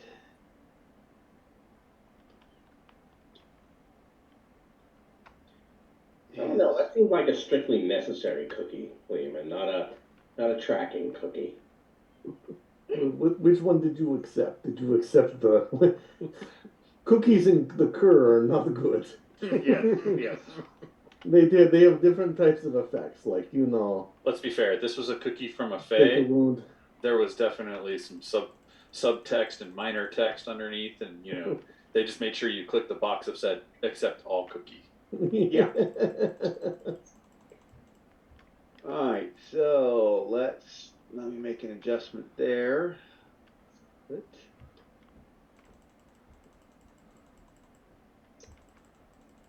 And she kind of does this strange little backflip kind of fly thing that as she connects with the pixie dust that she left in her trail when she came up, she kind of becomes this consuming little circle and disappears after everyone gets their cookie. Well, as Tanner returns to normal. That was one of the more bizarre encounters I've experienced. It says holograph man. It's just a man we can see through. Yes. Yeah. But I'm coming back to my normal stuff. What are we doing now? Well, that's all the ones that was presenting the challenge, Well, right? if I may recommend that we take a 10-minute break before determining where we want to go next. Yeah, that's fine. If it is 9 o'clock. It is 9 o'clock. Yep. So, And ladies and can you gentlemen, take us back to the main Salem page so we can discuss which ones we want to go to? So we're departing the house of Well, seven gates. I don't know if We- we're done yet, but We haven't gone into the house. Yeah, we haven't. Yeah. Okay. Yeah. Okay. They stopped us when we first were trying to walk up on the house. I wasn't gonna mention that, but if everyone was like, "Yeah, we're gonna figure out where we go next," I'm like, "Okay." No, But no, Alright, if If you're- so- y'all want to go in, we can do that. Oh, yes. well, we'll be back in about 10 minutes, ladies and gentlemen.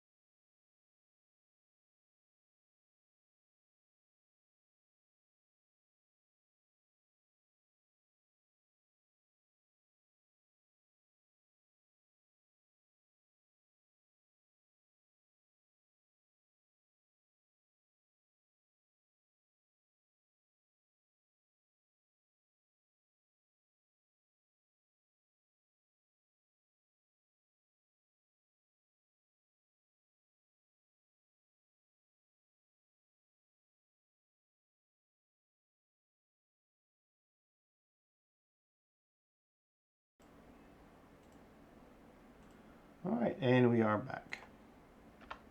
Okay. So we had a decision to make on the house. Yes, we go to a house. Yes. Now we go in. Go to a house. We go to see what he cried about, because there is still just scanning around real quickly, because Boris just is not too. He doesn't understand some things. Whatever. He doesn't want to understand some things. But are there any like little roots or things popping around anywhere like we've seen elsewhere? Well, as you get inside the doors that the Wild Hunt blew off their hinges and Wotan and the Green Man slunk back through, the path that they've taken is very obvious. It doesn't take a roll or anything. They've pretty much torn through the house.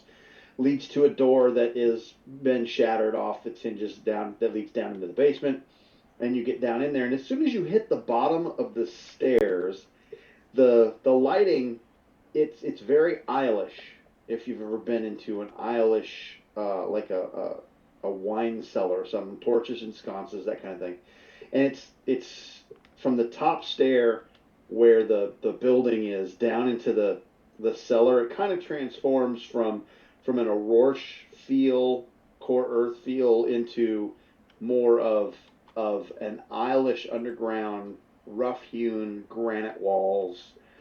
You can hear the drip, drip, drip somewhere of condensation coming from the ceiling onto a small pool somewhere. You can't see it. And at the foot of the stairs, in the stone and dirt of the floor, you can see this little crack. And it's very small, but it's almost like you had a blank piece of white paper and someone put one drop of India ink dead center in the middle of that white piece of paper. Doesn't matter what else, it just draws your eye right there, and you see the end of that crack. And as soon as you see it, it starts to race away, and it just draws your eye after it. And before you realize it, you're following the crack deeper into the basement cellar. Perhaps we should have taken up that dragon's also. It may have destroyed this crack. Well, as you follow it, it begins to widen and deepen as well. You can see at first it's just a couple of inches deep, and then it and only an inch or so wide, and then it starts to get broader and deeper. And as it gets 18 inches or so deep, the bottom seems to it seemed like it should be just right there, 12 inches below, and you should be able to see it easily, but it starts to fill with darkness, a black inkiness that almost it seems unnatural. And you can't, if you have a flashlight or a light source or you hold a torch down near it, it just seems to drink up the light. And as you come around a corner in the cellar, you see that this crack suddenly widens up into this gaping open abyss, and the wall across from you is kind of shattered, and you can see it disappears into a dark. It's a tunnel of some kind that's dark, and as it disappears into that darkness, you can see stalagmites and stalactites, or in coming up and from down, and it just vanishes into this pool of inky blackness. And Colonel, it definitely has some kind of a magical or a cultish. You seem to recall maybe having read something one time about something like this.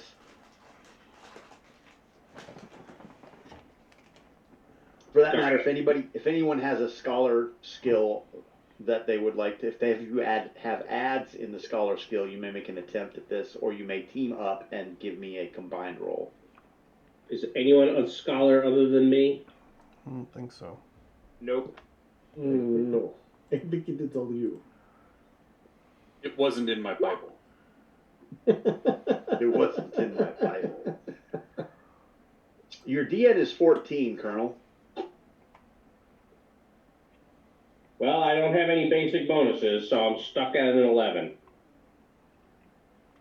Is that your final answer? Yes? I have nothing. You know, I'm starting to run low on possibilities, and I'd like to save them for not dying later. Okay. It's a rent in the wall and floor. So we go in, yes? No, this does not look like a go in. I don't We know. can. I'm We not a don't scholar. have Wotan's form, You do not. so we can't ask the dragon to, that we would reconsider and take her off her. But Where did that Wotan get off to? I mean, oh. Locutus, you know more about magic than most of us. Would it be possible to close this? What do I need to roll to see if Lucusus would know? Well, I don't know. What does Lucusus think?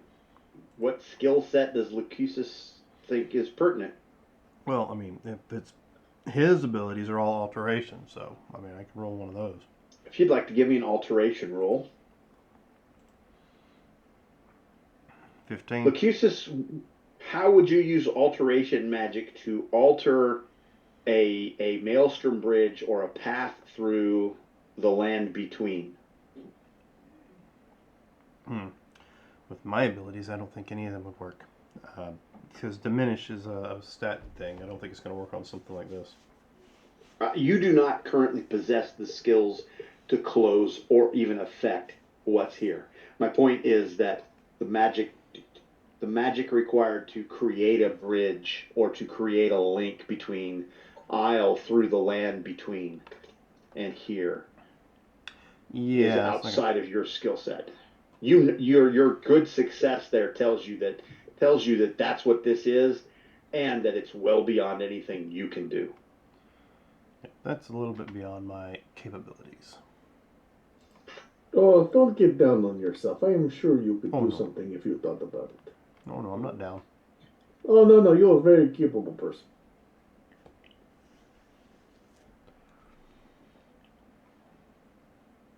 You could punch it.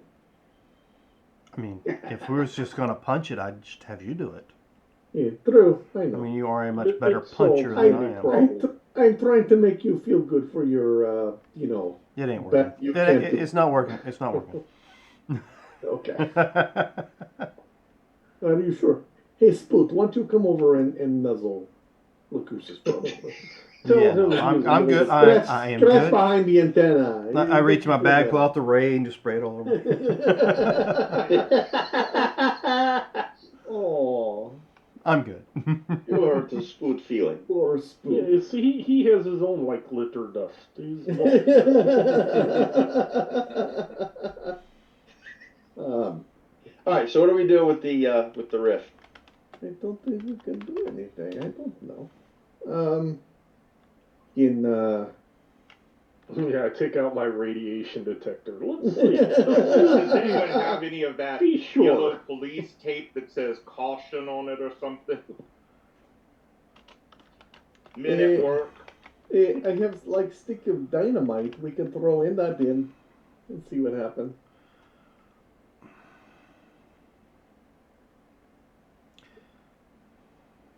And then it got real. Anybody? Well, is no one going to say no? If anyone wants to do that, that would be fine, but I Just think we let me need to step over mark here this before one. you do. Yes. What is it you'd be trying to accomplish by wasting my stick of dynamite? It would not be waste. It would go in there and go on other side and then blow up, and then we laugh. Then we laugh. Why would Yeah. we laugh? Because it's funny. It's like little Things go- firecrackers. Say so. Yeah, if things go boom, it's always funny. Yes, Why don't we just- may I see the dynamite before you light it and throw it, please? You go to search. You put Russia fireworks. Ha, It's like ha. fart jokes. They never get old. Go things Yeah. go boom. Never get old. It's like it's like fishing. So you throw the piece of dynamite or a grenade into the pool. Okay, so not I doing know. anything with No, he handed it to me. I don't know if you heard me, Mark. I said, yeah, I put the dynamite away. Yeah, I knew that's where that was going. I knew that one. Everybody knew where that was You're going. good. Yeah. I heard you. We're good. Yeah, it was though. Okay, shall we go upstairs and see if there's anyone home? There's not. Okay. Then I suggest we just inform the Delphi Council of what's there. Okay. I mean, we have a dim thread tree, and now we have this, what is basically probably a dim thread point, crochet test or something. Some sort of portal to Isle. Yeah. I also want to go to other side of house and see if there are 2. Nope. Because I only see 5 here. 5? Yes, it is House of 7 Gables. Yes, there's one. You see all? Yeah, there. You circumnavigate and find all 7 gables. They're there. Yes. All right. So let's get. We don't need. I'm just amazed that we just didn't see the ghosts that are said to reside here. I mean, punched. This is Isles and. I punched the ghost. Made him cry. Yes. I wasn't made him cry, but I made him upset, so he left. It is true. Yes, they were like very big babies. They get beat and run back to Babushka. And she will make them some borscht. All right. So where are we going now? So 7 Gables. I mean, go around the horn at this point. Over here. To Peabody Street. Peabody Street. Because we went pop, pop, pop, and we know what's going on in the commons. So yeah, let's just go there. Yeah, we need to take everything else before we get there.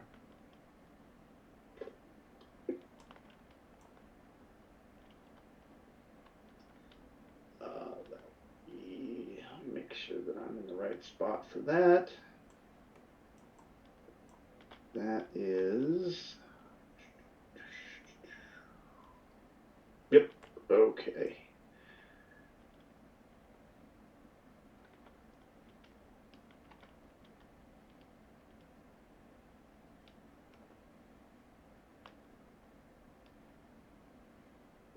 The thick fog that blankets the town of Salem. Thick fog blankets the town of Salem. Ebbs and whirls in the night air make it difficult to track down the source, but eventually your group arrives at a small skate park nestled among the apartment buildings, parking lots, and streets.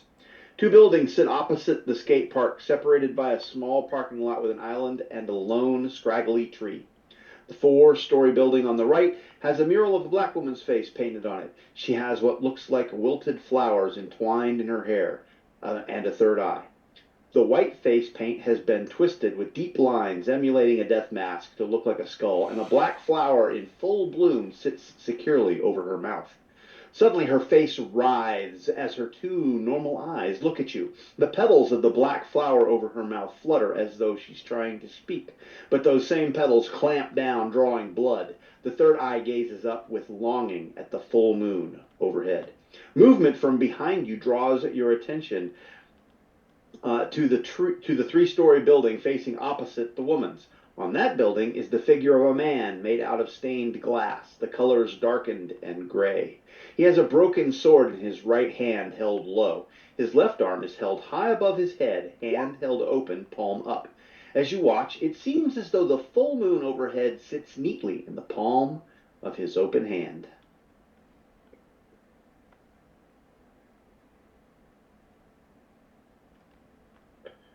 Is this a same or new scene? Let's do the card thing. Thank you. Well, sadly, I'm going to have to get rid of this idea card, even though I like to have them. I just have too many cards. But, of course, somebody else is free to grab that. And I'm going to get rid of that alertness, too. I am going to get rid of a second wind, so... Oh, you already took... Yeah, I'll take the idea. Yeah. Get rid of the maelstrom for that. And I will then take alertness.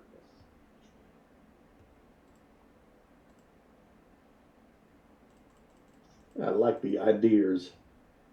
Yeah. Me too. And I have a close call, so... All right. So those 4 are going away in 3, 2, 1. We're under glory, so everybody should be up to 5. And if you'd like to recycle, feel free to do so. Excellent. Are we recycling? Nope, I'm done. Nope. I finally drew the transfer I was looking for. All right, so yeah, here you go.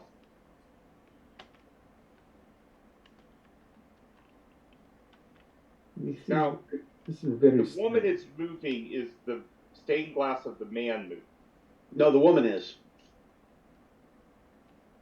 Are you examining one or the other? Well, I'm first just looking at both, noticing that she's moving, but he's not. He doesn't. As you study him, go ahead and give me a find roll. Your DNA. Let's see. Oh, I mean, this is a fine. You can choose if you want to. If you don't want to, you don't have to. Oh, go for it, Robert. You can do it. Yeah, it's an 8. So Yeah, your DN's a 16. yeah. Tanner is not known for noticing things. I'm not sure if we can get that rose out of that woman's mouth. But there is something else I can try to do, because I need to initiate this for other people too in a moment. But I am going to try my telepathy. And I'm going to see if I can connect with her mind. While you're doing that, Colonel Day, please give me a find roll. Sure. And I will give you a +2 on that, Colonel. Would make that an 8. Okay. What's your telepathy 22? Yeah, and I'm hooking everyone together too. You feel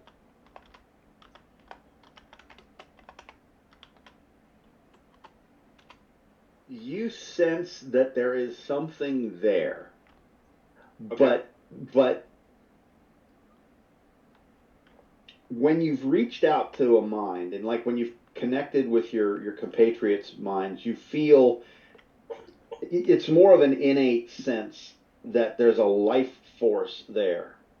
Mm-hmm. It's almost like you sense the possibility energy that binds there. You know, all ords are a possibility anchored into their cosm, right? And when they lose that, they vanish into a what if.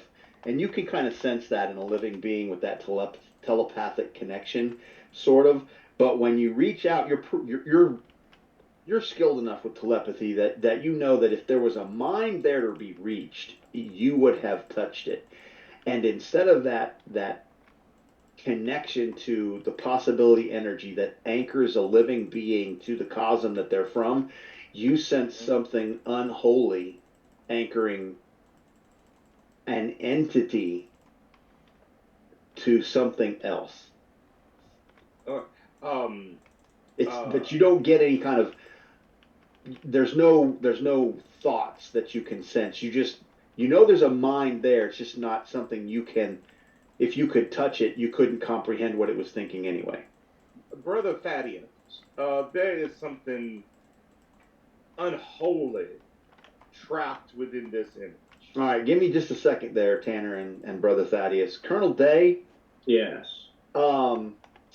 You've spent your first year studies started out on saplings of nightmare trees, as every first year student does, because it's just simple required learning, and the bark patterns of this scraggly little tree match what any first year cadet would know is a seedling, a nightmare seedling. It's clearly a nightmare tree that's been recently planted here. Okay.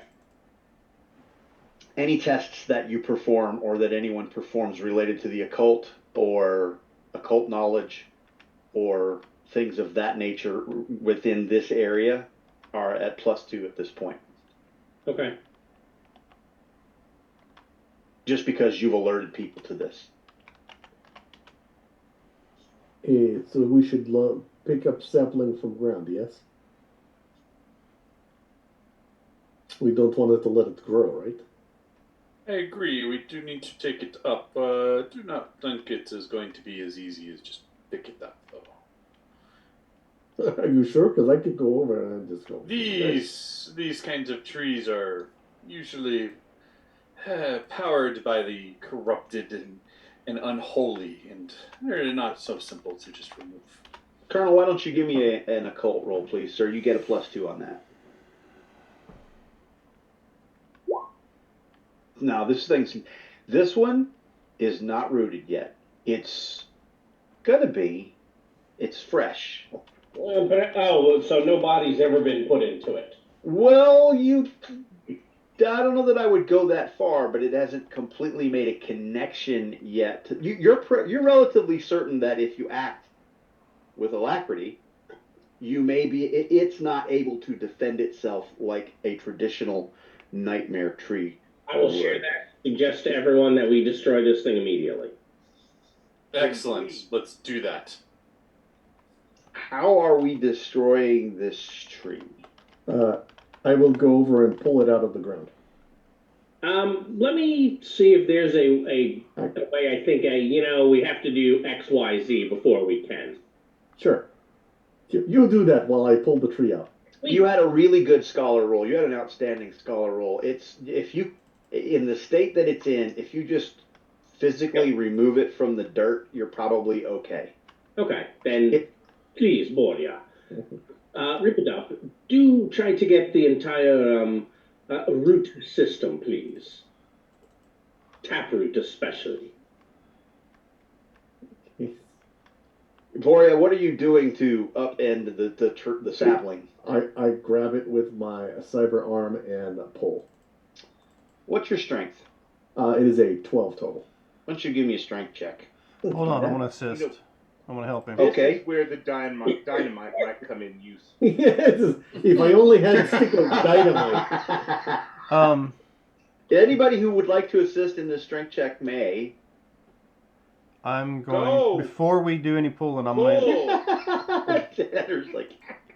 to enhance both of us before we do this. You ready? When I shoot shotgun. You can do this, guys. I think Locutus is trying to enhance some things. I'll pull out some pom poms. You go. Is that a +1, Locutus? No, hold on. That's not a assist. That's something else. Yeah, that's your enhance. Is that a +1? Oh, you're going for more. Yeah, okay. going for more. Yep, there we go. All right, so we both have a +3. Okay. Well, let me rephrase that. It's a 20. What's your strength? 12. So then +2. +2. Okay.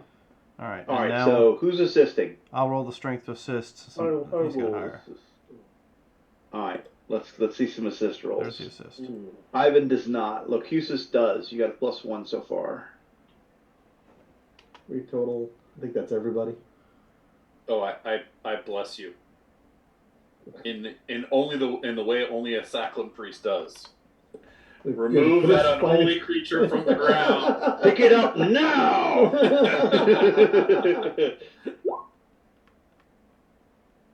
Oh yeah. Okay. So look right now.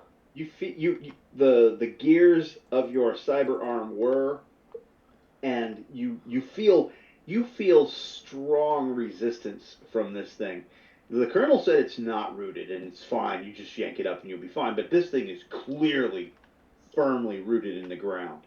You begin to think that maybe he was mistaken, but then it starts to give as servos in your arm kick in and you begin to curl almost like you're doing a workout.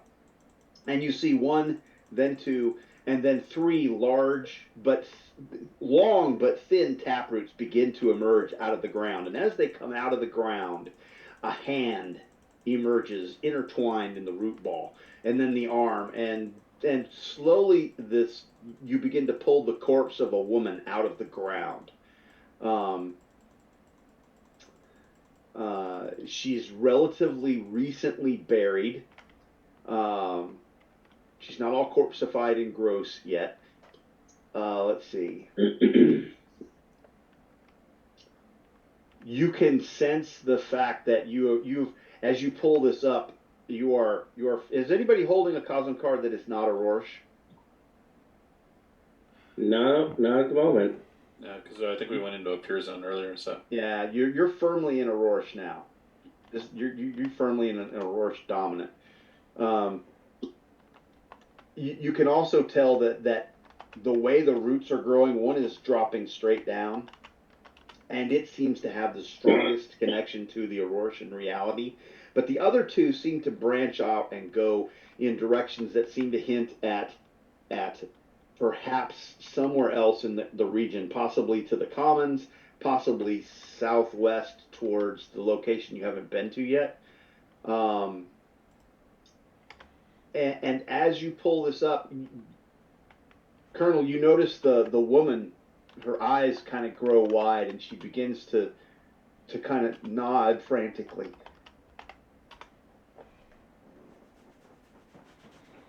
That's creepy. I mean, I'll share that information. Maybe someone put her out of misery. When you finally get this, up, a second corpse, or as you begin to pull, a second corpse starts to emerge of a man. Both, as you pull this, they get about torso, shoulder distance out of the fresh earth. The roots, first one, then another, and then the third one snap. And as they snap, you can see them almost writhe, and new tendrils begin to reach out for the corpses as you watch. And they kind of snake together to try and grab one another and start to form a new shoot coming up. It's clear that the man is on the left-hand side towards the building that has the male mural on it, and the woman is on the right-hand side towards the building with the woman on it. And you're not going to be able to dig deep enough to get all the roots out of the ground, just right here. But you could get the corpses out if you wanted to. Yes. Yes. Okay. As we came over here, was there a gas station nearby? No. Okay. Why? I just wanted to go get like a couple gallons of gas so we could just burn all this. If you wanted to tote it around until you found something like that, you could certainly find one. You don't recall seeing one on the way over. Okay. Well, we can find a gas station if we want to burn all this stuff. So you've pulled the man and the woman's body out of the ground. What are we doing with that? They are dead. Yes. I mean, I thought They are. Yes. Eyes moving. No. I'd like to be certain that they're dead. And, not coming back. Maybe you should burn the bodies. Fortunately, we don't have any fire on us at the moment. These bodies are clearly involved in some kind of occult ritual empowering this area. Yes, that's why I have a gas lantern. Yeah, but I got one of these. Do you have a lantern written on your sheet? Of course, I'm from Aurora. It's Excellent. the only way you have light in Aurora. Hey, I mean, besides magic, Yeah. So what are you doing? I would give them the proper sacrum funeral. Burn the bodies. Excellent. Okay, so you're saying you're doing a sacrum funeral rite over the bodies? Yeah. Okay, so as you do this, you can see you can almost hear it, and the fog moves from both the man and the woman's face as you pronounce the amen and amen and light the fires. And you can see the fog move from a sigh of what must be a sigh of relief from both of them. But they both are looking at you still. The man is still with his hand held high, holding the moon, and the woman is still there with the black flower that's causing her mouth to bleed. And as you watch this mural, the blood is coming down the mural and pooling at the base of the building, but it's not paint. It's actually like if there was a faucet, actual blood is seeping onto the pavement from this woman. And she looks at you. Okay. Mm. Fire in the hole. I would step back. Oh, I'm yeah. just gonna toss a flash burn grenade between the two corpses. Okay, they're fully engulfed in flame. Oh, they already are. Okay. Oh yeah, Okay. Yeah, I yeah. was missing Hurt to this have one. more. Yeah. your Sacklin priest did a great job with his. This is a basic funeral rites. Basic. Lots of people die in a roar. You got to learn that one early. Does anyone have any spray paint? I mean, Spray paint? should they be burnt? Is The that, corpses are burnt. Do we carry them? I don't know what to do.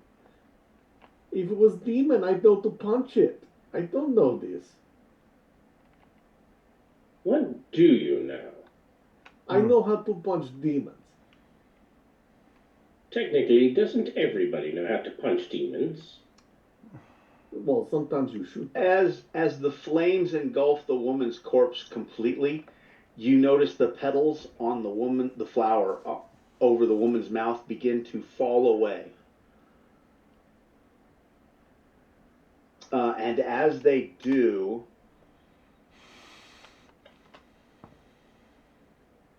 I mean, I could shoot them in the head. But... she begins to the petals physically. These are like big, like fan blade kind of petals. Mm-hmm. They float down and they drift down to the ground, and then as the last one comes off of her mouth, as each one peels away and falls off of her mouth, the wounds around them heal. And as the last one comes away, she breathes an audible sigh of relief out and then draws in this long-awaited breath of relief. And as she does, she seems to draw the fog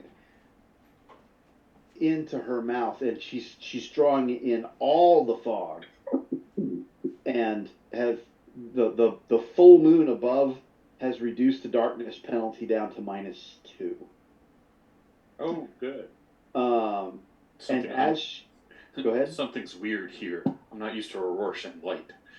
As she draws in all of the fog seems to drift over, and it sucks up first one petal and then another, which disappears into her mouth until all but one is left on the ground. And when the fog rustles that one and it swirls around and dances on the ground, and as it does, it begins to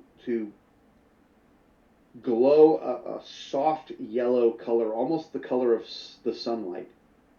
And when the fog is gone, that petal remains sitting on the ground as though it were fresh and newly blossomed, with this soft glow about it. I'll go pick it up. Okay. As you pick that up, go ahead and give me a find test as you stand there admiring both the petal and the mural. You get a +4 on this test. That's almost, half of my bonus. Holy smokes! Look at you go. There you go. Your DN was 16. That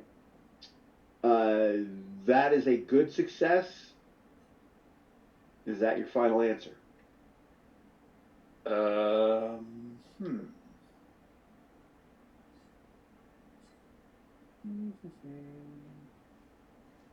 Yeah, I'll try.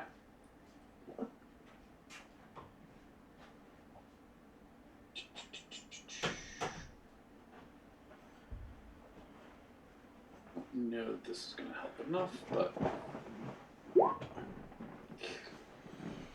of course. I'm assuming nobody has a basic bonus, right? I do do not. Again. Okay. Nope. Yep, that'll be all I got then. Okay, so You said a you're basic gonna go with bonus? Yeah, I mean as an action or a willpower. +3 card. Yes, I do. I have an action. If you wouldn't I mind. just got back, sorry. Are you taking that back, or trying to take that back? Yeah, I was going to roll in a second, but Okay. I wanted to finish this first. Yeah, sure. All right, so yeah, I will be playing a action then. Okay. That one.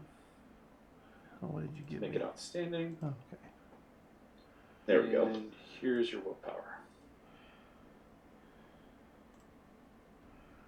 And got it. Okay. So let's see.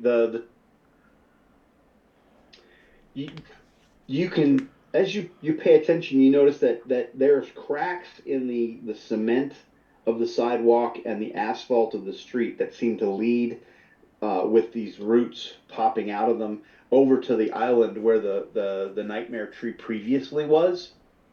Mm-hmm.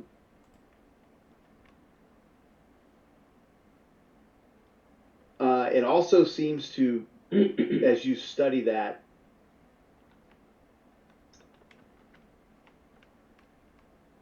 let's see,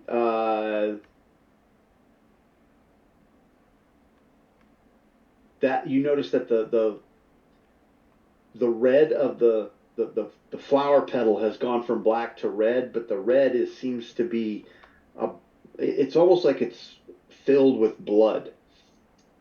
Clearly, the flower covering the woman's mouth has some kind of occult magic that's still anchoring the area, and there's a net of possibility energy over this entire region. Let's see. You have alteration magic is all you have, Locutus? Is that the only magical skill we have in... That's the only thing I use. I actually have alteration and divination. And apportation. I just don't have conjuration.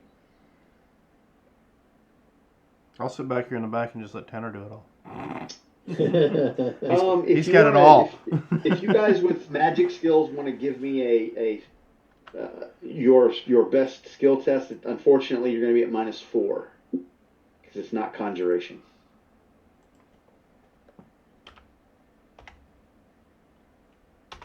Yeah, I know. You're still studying the pedal. The pedal's I mean, cool. I don't roll like that. Yeah, Was there a pedal? I'm still new to magic, so no. Yeah, so Thaddeus, that pedal seems to be tied to the zone, and it's linked to the tree. In fact, it's probably linked to all of the trees in the area, and it has something to do with a blood magic that's tying this process to the Aurorian reality, and a perpetual midnight. There's clearly some kind of a pattern that has to do with a conjuration magical skill, but it also connects to time, and you're not sure how. That pedal though is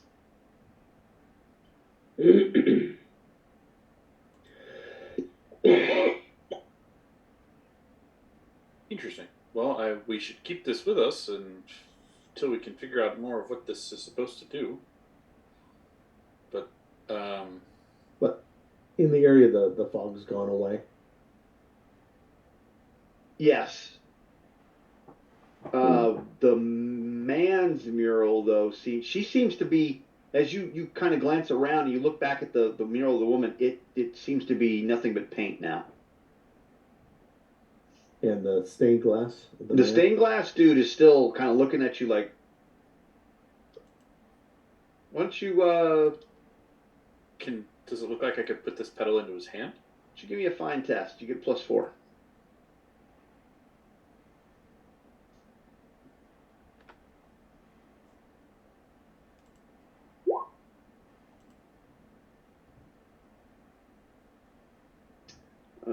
Let's see.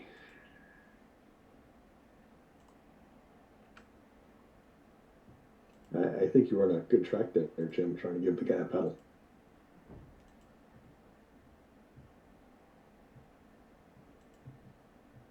Is that your final answer? What is my TM? 16.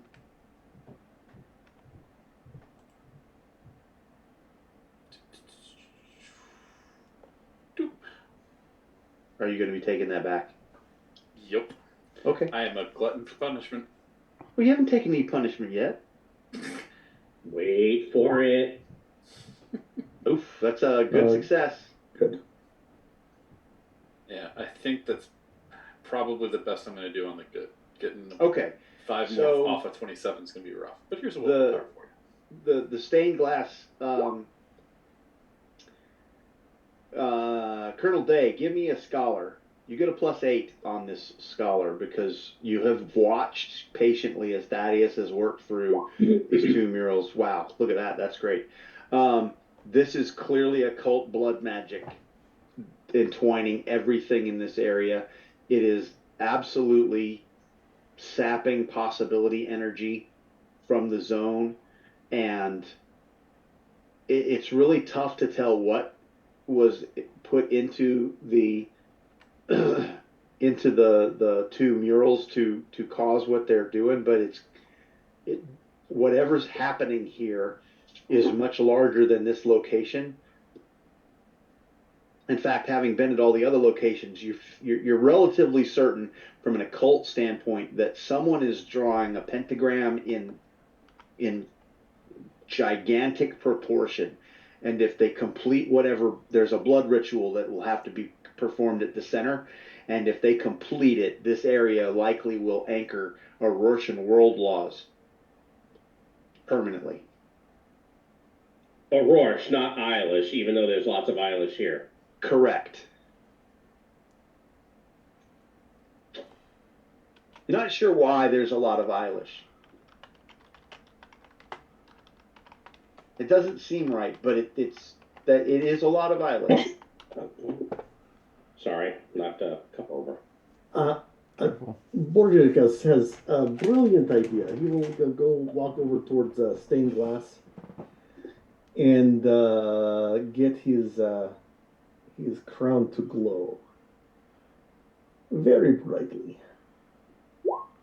I just want to say.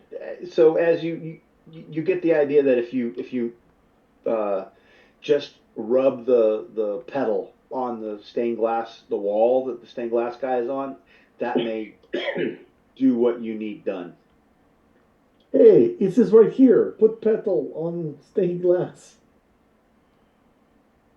And now we can see because I'm removing darkness penalties. Yeah. I will do so. As you do that, it seems to you. It's almost like you ever rubbed some ointment on somebody's aching back, and as you rubbed it in, they're just like, you almost hear the building sigh like that. And as you do that, the man's arm kind of comes down, and it just kind of dangles at his side, and his shoulders slump in relief, and then he just kind of looks down at you, and a small smile crosses his face before the paint of the mural sets in stone as paint again. And it's almost like it's an inaudible, this is a contradiction, it's an inaudible sound, but you hear it. You don't really hear it so much as feel it, though it would be your senses communicate it to you as a sound, almost like the hands of a clock. And it draws your eye up to the moon, and as you do, you see the moon kind of click, almost like the hands of a clock as it's coming towards midnight. And as it moves in that fashion, Colonel, you are certain that you have set in motion something that cannot be stopped. And if that moon gets to midnight and you have not released this net that's over this area, these world laws will set permanently. You've probably got about 3 hours, maybe 4 at the most. And it takes you still got a little fog, it takes you about an hour to go anywhere. So from where you are right now, you're about an hour from, I think you've got 1 site left to go. Correct. And so if you were it would take you an hour to get from where you are to that site. And then from that site, it would probably take you an hour, maybe 2, to get back to the commons if that was what you wanted to do. So how much time do we think we have? Hang on just a second. 3 hours. We have 3 hours. About 3 hours. Yeah. An hour to get to the final spot that we haven't been to yet. And then it would take an hour or up to 2 to get to the center.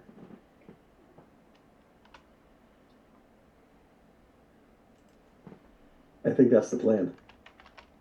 Sorry, my daughter was like, "What do I do with this?" All right, so what are we doing? Oh, I gotta make notes.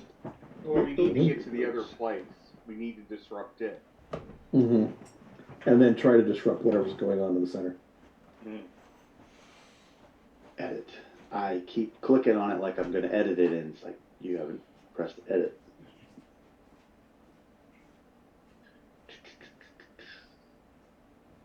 And Right. this will be the Proctor's Ledge.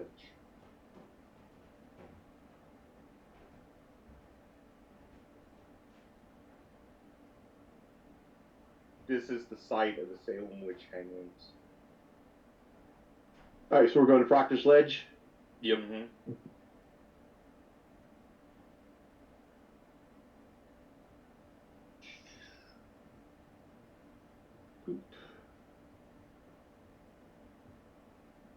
So, fun fact.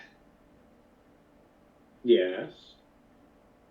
This site right here, those little blocks right there are the names of the people who were executed, and they were hung up here. The trees are clearly not there anymore, but they used to be back up in here, and that's where they were hung, according to all of the information that they've found. So we are at here. The approach to Proctor's Ledge along Pope Street is dark in the foggy night, but you can make out movement up ahead. Muffled shuffling on the sidewalk can be heard as the road takes a slight turn and a gentle slope uphill. Nearing the location, you can see people emerging out of the fog on the sidewalk. They are all dressed in Victorian-style garb, shuffling about in a shallow widening of the sidewalk, with a low wall cut into the hillside that backs up to the fence of a home's backyard above. The low stone wall seems to have plaques of chiseled granite built into it, but as you approach, the Victorians turn to face you, pull together, and become a wall of humanity between you and the plaques. As you shift to bring the wall back into view, they close off your sight by moving about, but do not approach. Okay. What? A Victorian style garb. Okay, I thought you said that. Yep, I did. Someone may give me a fine test. You may have a +2 to this because you've dealt with the fog. Well, I was going to say, I have a close call if that helps. I also have an alertness if that would help. I will give you the good success for playing the alertness. If you want the outstanding, you'll have to make a roll. Okay. And my roll was only a good success. If you want to drop the alertness, Tanner, if you want to play the alertness on the Colonel's find roll, I will give you the outstanding. Okay. Okay. Let's see. There are about 20 people gathered at the ledge, and they seem to be huddling around something. If someone will get us that will grant you an evidence analysis test on something. You get an evidence analysis on this, but let's see. Good. One of the people in the crowd seems to be dressed in very different Victoria clothing and clutches something to his chest. That is a separate evidence analysis test. And then the something the man has seems to be a Colonel. You recognize it immediately. It's a nightmare tree seed, and he has drawn a wine bottle with a red wax seal out of a bag at his feet. So let's start with this. Give me a scholar test, Colonel.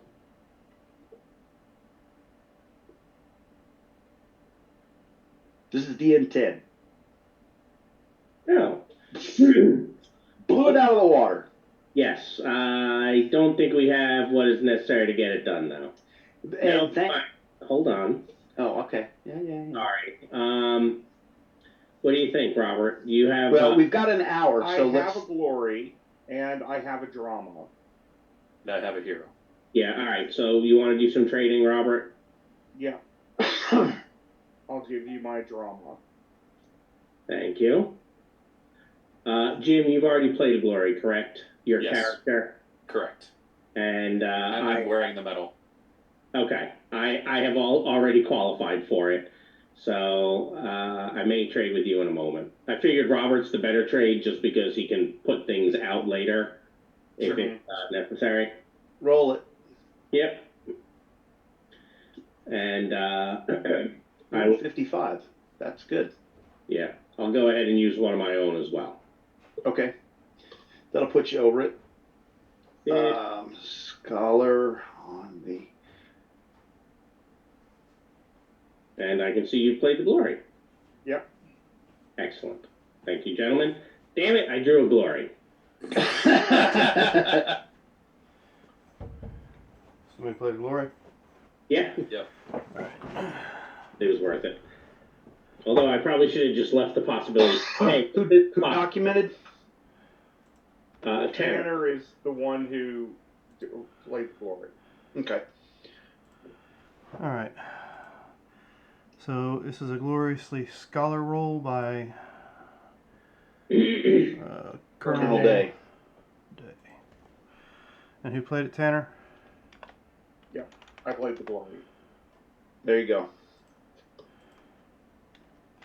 Sorry, Possibilities are on the table. I had a four-legged animal upstairs dancing around in the kennel wanting to go out, so I had to go take care of it. All right, so on your outstanding, glorious scholar test, that red wax, because you've cleared out the fog, it's clear to tell that that red wax seal is not wax at all, but blood that has been treated in an occult process. The bottle harnesses the essence of a large number of dead. If that seed that he's carrying and the contents of that bottle are combined with a fresh corpse, the growth with the tree will be exponential. A tree grown in this fashion can be bent to special purposes, but it requires a high-level occultist to bend that purpose to his will and to his will. Chaplain.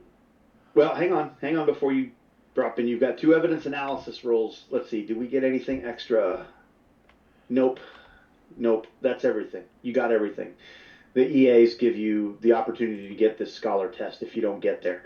And you got there. So there you go. And you'll need to do something with the deck so I can draw a card.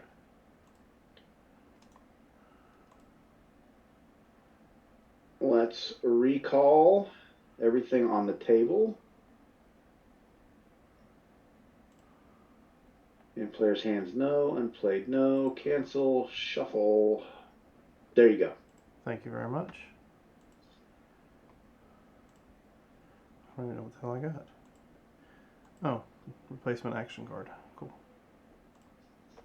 All those basic bonuses we've been looking for, huh? Well, we did play a lot of them. Yeah. No doubt.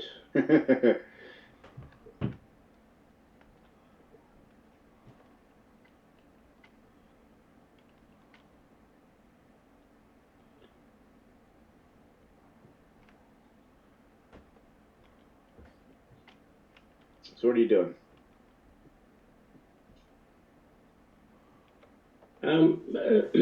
Chaplain. Yes. Point at the occultist. Would you crucify him, please? As you say that, a man who is in decidedly different Victoria clothing clutches something to his breast. He stuffs the seed into his mouth, pops the cork on a bottle, and begins guzzling a deep red viscous substance. Immediately he stops breathing as he begins to choke. The seed sprouts with roots erupting from his groin and legs, while branches shatter his arms and sprout from every orifice of his head, taking over the planted red maple as the storm knights watch. The branches lance out, piercing each of the other 19 people, pinning them to the blocks with their names built into the wall. As this happens, a dim thread lances down out of the sky, and a Ravagon arrives, carrying several baskets covered with odd tanned skins. The baskets rustle and hum as masses of something scuttle around inside. Didn't somebody want one? You wanted one. I do. You got one. Oh, I'm very pleased about that. I mean, he might not be pleased about it for the next, 15, 30 minutes, whatever. But, after the fact, he's Keep the end goal in sight, Jim. We keep the end goal in sight. So you'd like a willpower roll, right? Everybody doesn't have to survive, just He needs to survive. That's a different. Well, to be fair, that's a different. That's a different medal too. 2 for Uh-huh. 1. 2 for 1. Hold on. If you're rolling for fear, I roll first. That's right. He Oh, does. that's right. I'm sorry. Those rolls will stand if you need them, but we're gonna see where Thaddeus gets us. 11 possibilities, Jim. I know. Hold on. I'm looking to see what the difference is. Okay. Because the standard would make you favored. I need to get to the outstanding to make it. Yeah, so a 5 to a 15 would be a +6 to what you're getting. If you happen to roll an 11 or higher, you would have a delta of 7 and would hit it exactly. Yep. All right. Modifier right there. Ross rolls 5, not 4. All right. Nobody else needs to roll. Excellent. Now for a different willpower roll. Is the Ravagon supernaturally evil? I don't think they count as supernaturally evil. They are just. That's the neat thing about Ravagons. They just aren't. Yeah, that's kind of what I was thinking. But they had been referred to in OTORG as demons. Even though they didn't describe them, they really weren't. Yeah, but that's the neat thing about them as I read the lore on them now is that they're just kind of everything and nothing at the same time. Outside reality.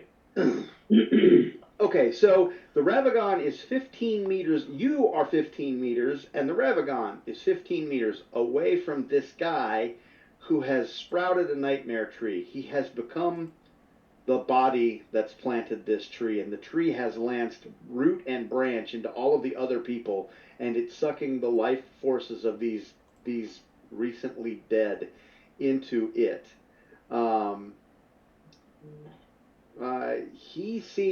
He's got these baskets, one under each arm, and he seems hell-bent on doing something with them.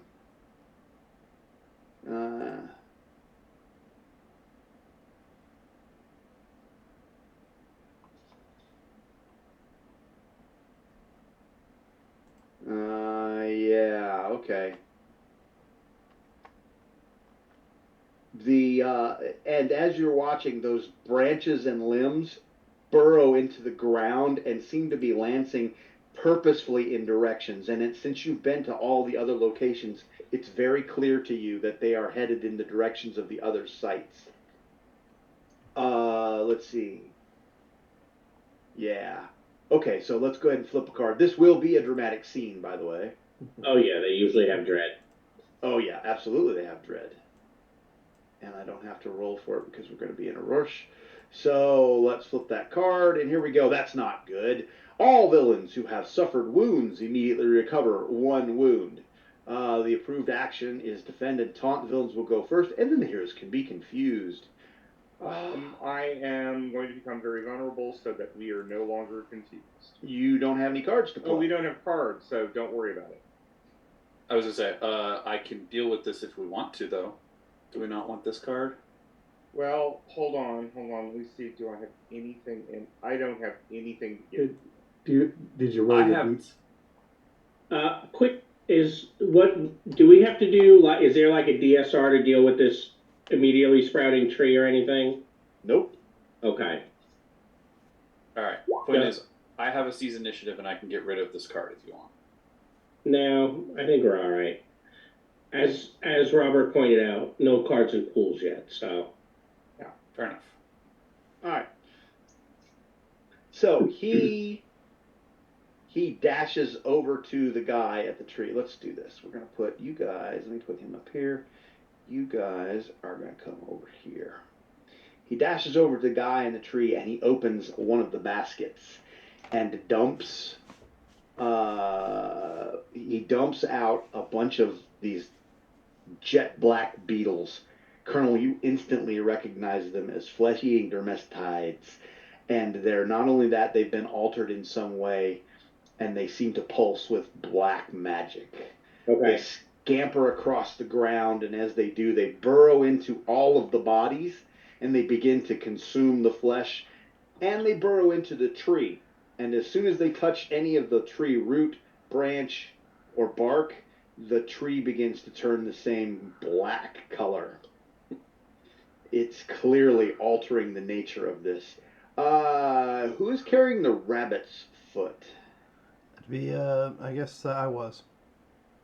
Locutus, you can tell that this dark energy is pulsing along the lines of the roots to all of the locations. In fact, it's not just the beetle. The beetles are empowering the tree to transmit the power of death from these recently dead corpses, and it is that power that is the essence of what is going to move this magic. It's going to have to be united at the final site through the death of someone, but if that happens, it will empower the ritual.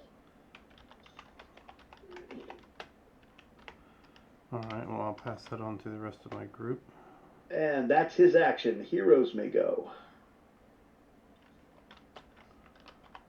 I will try taunting the Rabadon. But it's not complete.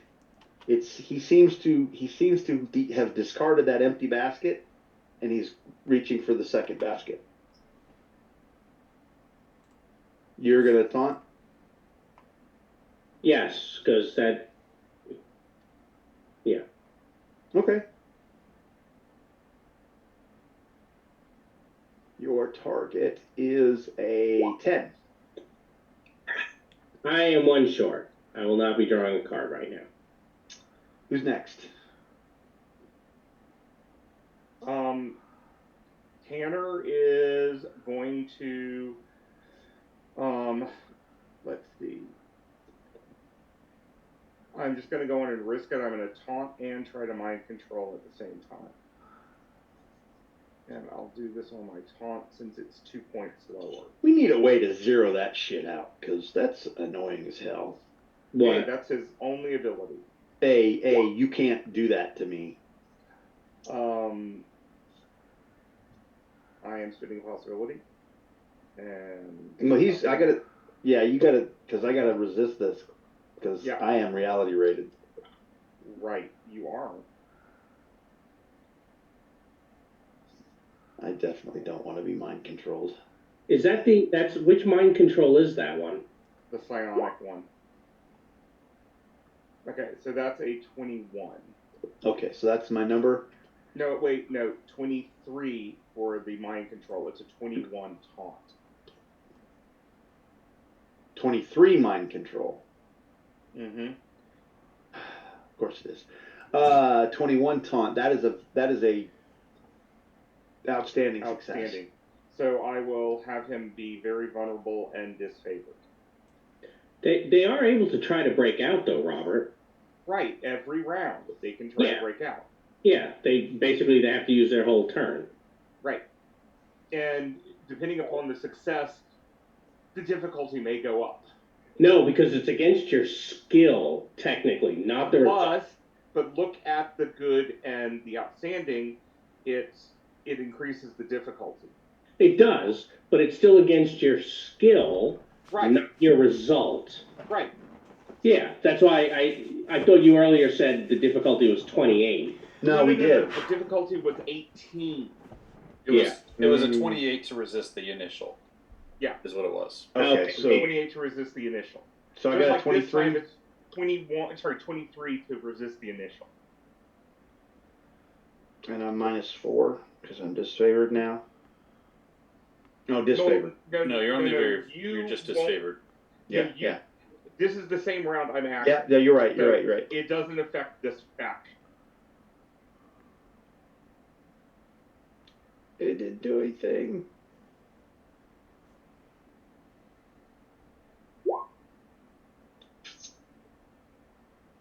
Oh, I'm not gonna make it. Oh,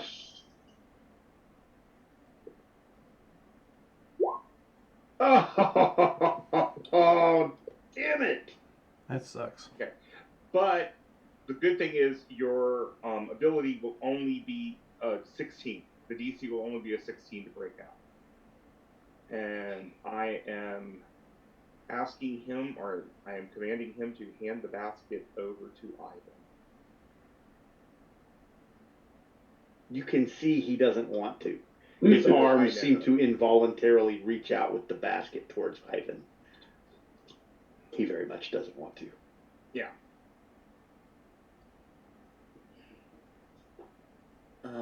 Yep, I'm gonna have to crucify him to the tree. Let me take basket first. Oh, and he is very vulnerable. So. It's fine. Спасибо большое. You go right ahead, Ivan.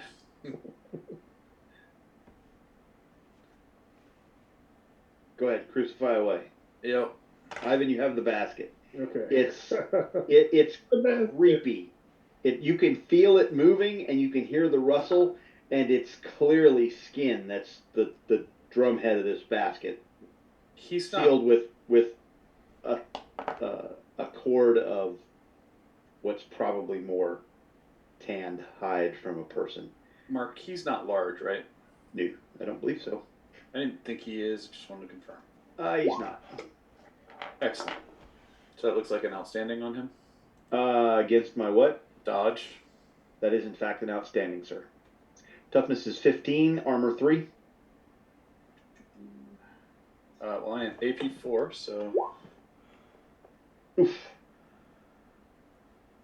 And I believe the tree that you just created would count as a hard surface. It's not that big.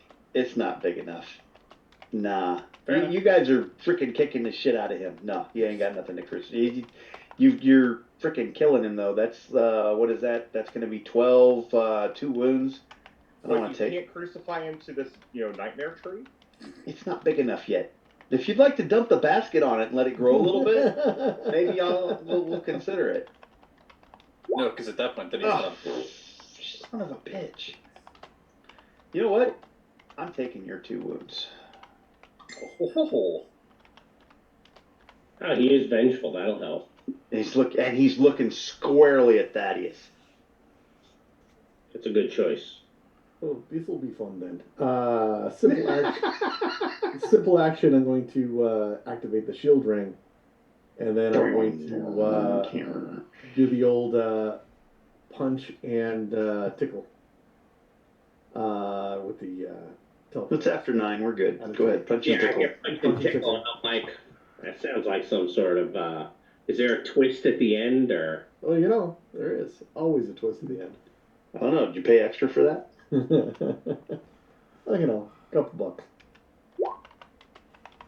$2. His unarmed is 15, correct? Yep. 5. I don't like a 5. I'm going to spend one of Jim's possibilities. No. I take it back. Oh, wait. Spend one of Jim's possibilities. Last roll was a 5. Does that work? Because I need to try that next time I play with Jim. Yeah. So right now I think that's an outstanding. Ooh, wow. That's a 25. That is an outstanding, yes. It's an outstanding also on the telekinetic strike. I'm going to take that nice little shock to give me some AP4. And I'm going to roll you some bonus dice. Yeah, TK strike doesn't affect this round. It's next round. Right? Mm-hmm. Yeah. Go ahead. Oh, okay. Because I've just been counting down 3.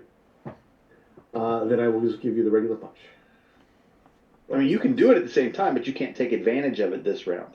Mm-hmm. That's all good. That's all good. Bonus dice. Yeah, effects 2. happen at the end. His toughness is a 12 with the AP. If you have AP, yes. Yeah, I take the shock to do that. Okay. 2 wounds.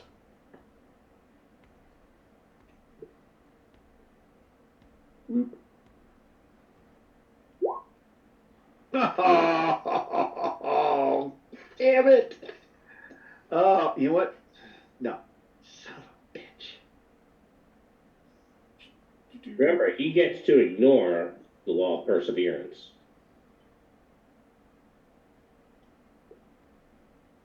Killed it. Don't have any more GM possibilities? I have He 2. does. He does. Okay, fair enough. I just, I mean, he's been spending his candy just like we have. Yes, I have, and I don't have cards to get it back. Oh, All right. You have a basket with some let's see. You have a basket with some icky black beetles in it, and as you're studying this and conversing with your compatriots, Colonel, you guys realize that the dead bodies seem to be the essence. Death seems to be the essence that is needed, connecting each location to some dark and corrupt region that can only be described as hell. You sense it in this region as the commons seem to be the foci. The essence, the foci seem to be vital to what's going to happen in the commons, and it's all enabling and binding living souls in some fashion. So clearly, whatever ritual is going to happen, the control is living folk, and this basket seems to have some kind of a token effect that will be valuable. So let me make an adjustment, and we're going to head back to Commons because that's the only place to go left. Oh, look at time. Must go back to Delphi Council. Have important Zoom meeting. Okay, he is absent. Present. All right. Save changes. And let me go get all of you. That was supposed to be a better fight than that. I mean, well, everyone opened up with their highest abilities, and I think everybody except for me dropped a possibility. Yeah. and Thaddeus still has 11. Does it count as dropping it if I just pick it back up, though? I mean, technically. You flashed it. Yeah, does anybody need possibilities at this point? I would suggest, Mark, you may not be aware that Ravagons, whenever the one that's in the core book is a base Ravagon, you should usually soup them up with some other stuff, including reality perks. So I just took the base Ravagon. That's why it wasn't that tough, because we're beta. But if you had given it a couple extra things and maybe connections. So you guys are but this is a very skilled table of people. It is. And the even the negation of the nullify, all and some extra possibilities as that beta tier. Yeah, there's a lot of stuff going on in this that Sure. As I was writing it, I was like, if I juice this up the way, if I look at it in a vacuum and just look at this one thing, I would do all this stuff. But when I took it as a whole and said, well, if I juice up every single one of these by the third or fourth encounter, they could be running on empty. And freaking like, how do I deal with this? And so, I mean, it's a fine line between, what do I do and what do I not do? Anyway, so you're back at the Commons, and it seems to be a little different. Let's see. As you get here,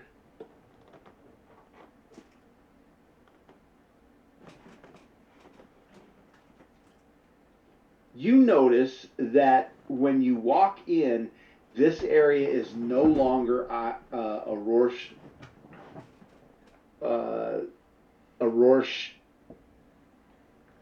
zone.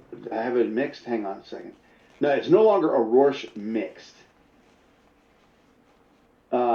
As you walk in,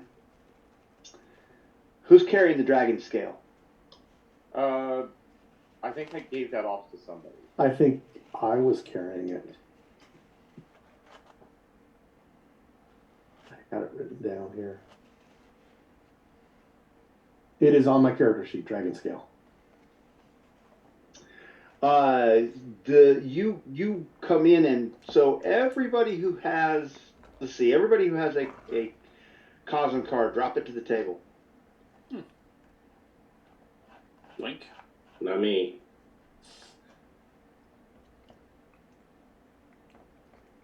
Let's see. So who had Cosm cards? I got 3 out here. I Uh, had Borja, Yvonne, and Thaddeus. Thaddeus. Yep.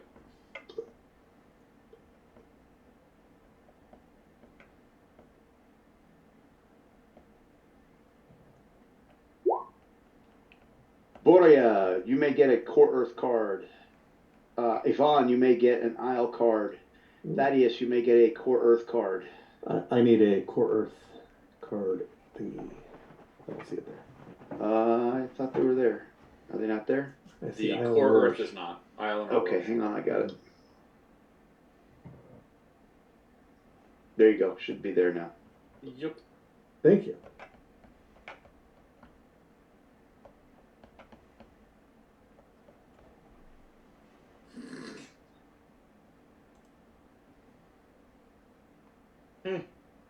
Nice. Nice. Hey, Mark. While we got this going on, Yeah. I'd like another one, please. I will be attuned.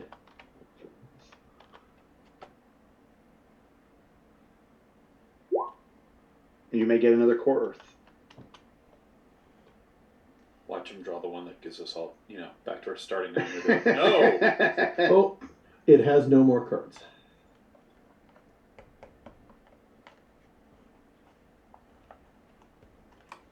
I have.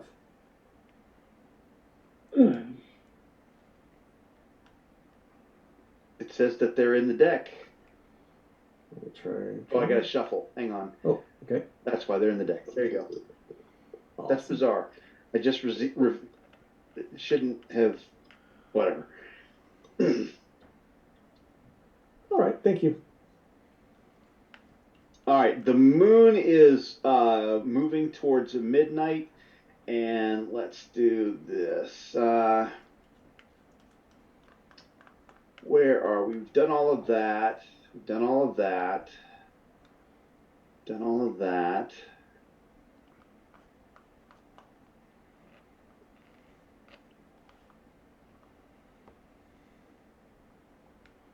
Is that it?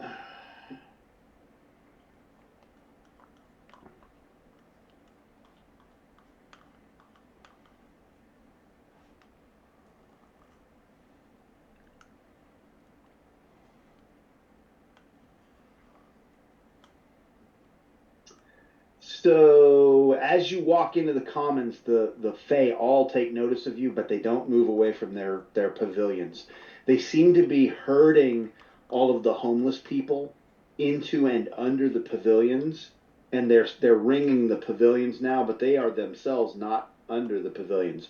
The fog seems to fade and dissipate as it nears the grass of the Salem's column. Fae creatures of all types in light, silky clothing scamper, roam, or play on the green. Near the edges, groups of Core Earth Ords stand chanting with similar groups of Fae creatures. Overhead, wispy spirits of gossamer flit and fly about. 5 pavilions sit evenly spaced out around the green with a central wooden stage. Fae and odd-looking homeless humans are gathered at and working at all locations, and they seem to be putting up a bunch of bundles of sticks around the stage at the center. A man strides to the center of the stage. The Fae move away from the stage, but a massive gathering of homeless surrounds it. Likewise, homeless press tightly under each of the pavilions as though they seek shelter from a coming storm. Lithe Fae raise their arms as they move closer to the stage and become a living wall separating the homeless from the stage. Though 2 of the thin Fae escort a homeless woman onto the stage, while 5 others, carrying odd drums, follow her. The assistant leads the woman to the man as he begins to speak in a strange language, raising his arms. As he begins to dance and gesture in what seems like a very precise and ordered manner. So, this is the final battle. We can finish it up tonight. It might run over because this is going to take a minute, but we've got fight and DSR going on. All right, and we've got a few things that we've got to run through here. Let's see.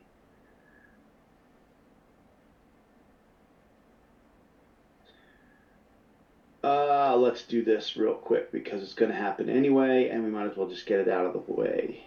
All right, so rabbit's foot. Who has the rabbit's foot? I do. Okay, you can see those connections. Excuse me. You can see that each of the pavilions is connected to every other pavilion, and the stage is at the center. Let me get us.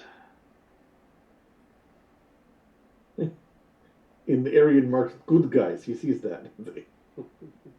Yes, there's a Neon- box that you're neon like, sign. oh, no, over here, Ivan. We're supposed to stand over here. Because it says, see in the grass, it says good guys.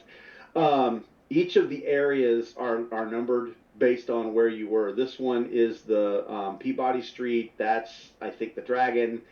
What was 13? 13 was 13 was the Dragon. 11 was Luck at the Satanic Temple. 12 is the Wild Folk at the Seven Gables. 14 is where you just came from, the Portals to Hell, which is the Proctor's Ledge.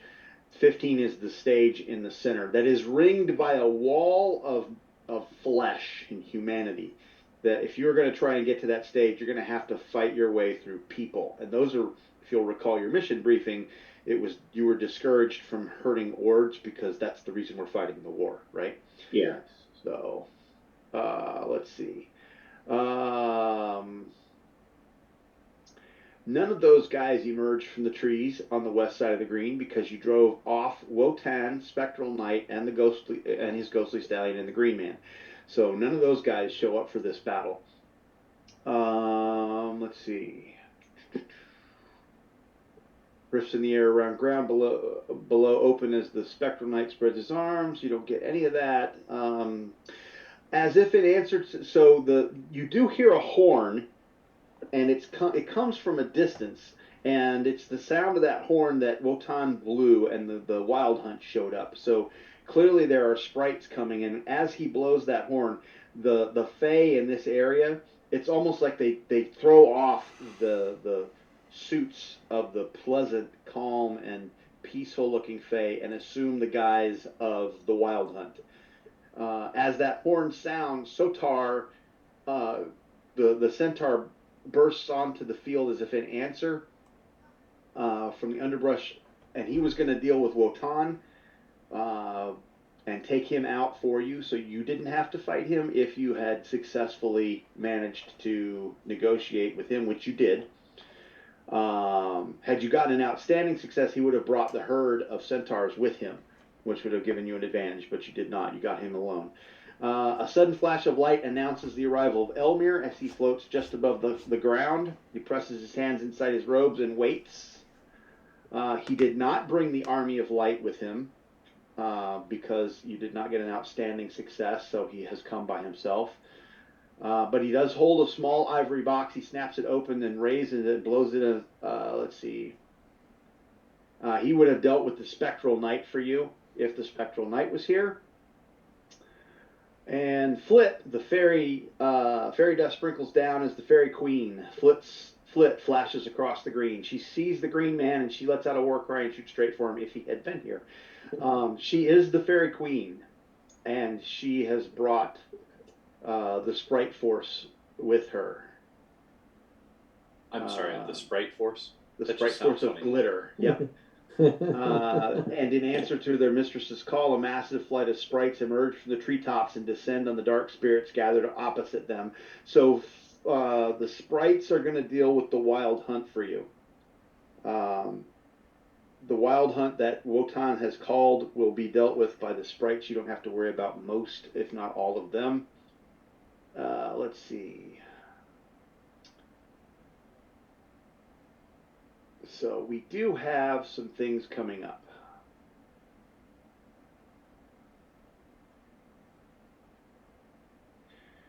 Let's see. Let's drop these guys out.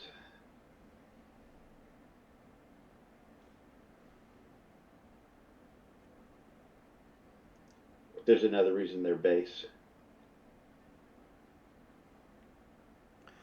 So look, not only did you get one, you got a bunch of them.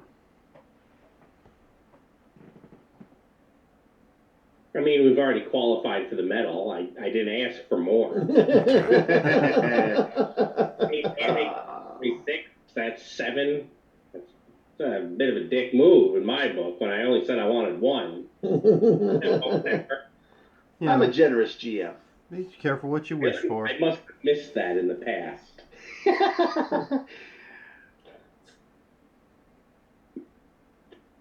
No, he just wanted to make sure by saying you got it 7 times over. So we're going to get a 7-pointed medal. Also, See, What are these things? was this a scene change, by the way? Can we redo the cards? No. Okay. This is our final battle. Let's see. 1, 2, 3, 4, 5. I'm missing one somewhere. Oops. Not the fat one. There he is. Okay. Those are Vikings. Undead Vikings or anything, though, right? Oh, let's see.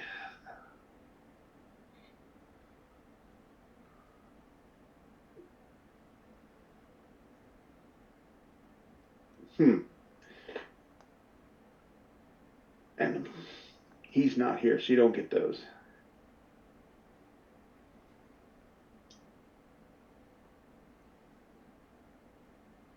You get these.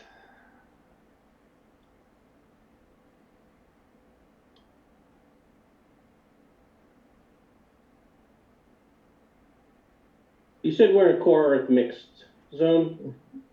Yeah, go ahead and put a card in your pool. I was just about to ask him.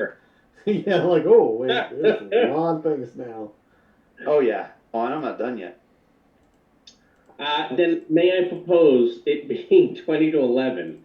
I know we'll go late. I can't go super late. No. I suggest we wait and do this battle next time. Just going to get us prepped for it. Yeah, I'd kind of like. Well, no, it's not as bad as it looks. No. It's that I'm starting to get tired too. All right. Well, let's set it up then, and you guys can figure out what you want to do with it.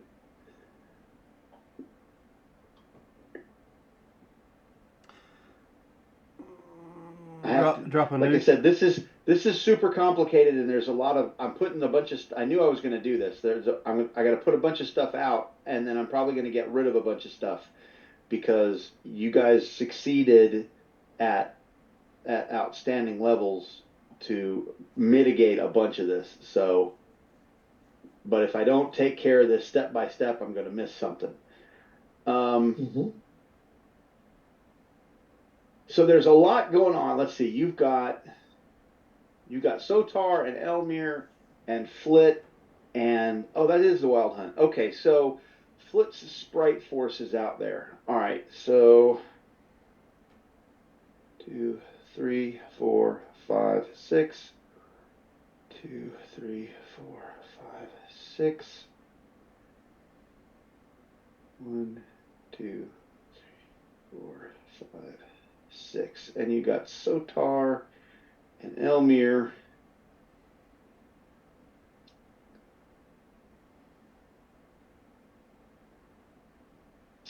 Right? Okay.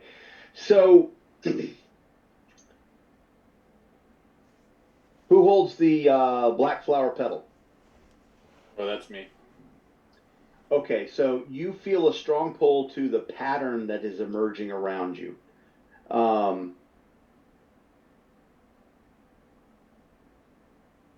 You also feel that petal is connected to the pavilion over here at 10, and if you can disrupt that pavilion because it's feeding this pattern, if you can disrupt that pavilion, you're going to remove all darkness penalties, and in fact, you're going to allow natural sunlight to suddenly stream in. The way that you accomplish that is through an unarmed combat DN14 check to physically shove people out from under the pavilion, because you can tell that these pavilions, the dragon scales, are heating up, and if they keep heating up, they're going to combust. The magic that's flowing through them is causing them to heat. Who has the rabbit's foot? Fabulocusis. The pavilion marked with an 11. That seems to be the mechanism of magic, and luck seems to be the thing. If you can spend a possibility and test reality DN10, you will manage to channel that through your rabbit's foot to encapsulate the pavilion with that possibility energy and contain the luck swapping that's going to occur. You can feel through the rabbit's foot and the connection to that pavilion that the luck that's been drained out of the region into that tree is getting ready to flow back towards this ritual and power the ritual. If that pavilion is allowed to combust when that flow happens, it will send that energy towards the stage and help the magician on the stage. Let's see. All right. If you can succeed, that bad luck, which you can feel emanating across the field, which is going to increase malfunction rates from 1 to 2. Mishaps are 1 and 2 now. You can stop that from occurring. Who has, let's see, you didn't do that one, so nobody knows what's going on with 12. Who has the scale? Borgoodness. That's Pavilion 13.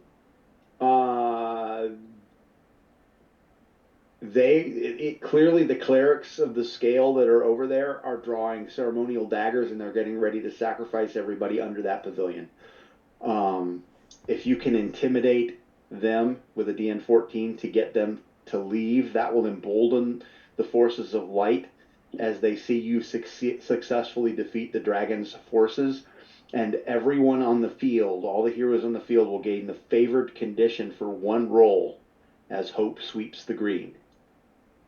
The moment that you succeed. Let's see. I feel like we should switch for you. You're free to trade those out if you want. It's just this is what the person who's carrying it figures out. I think so. Ivan, you have the drum basket full of dermestids. 14, the pavilion 14. Clearly, death is the casting method for this, and there seem to be wounds in the 4 poles, like bleeding wounds. The wooden poles holding the pavilion up are bleeding, and if you can heal that either through first aid medicine or a magical healing DN16, you can sever the connection to that hellish realm that was established when the guy sacrificed himself with that tree over there by the proctor's ledge. Further, you're pretty sure that the beetles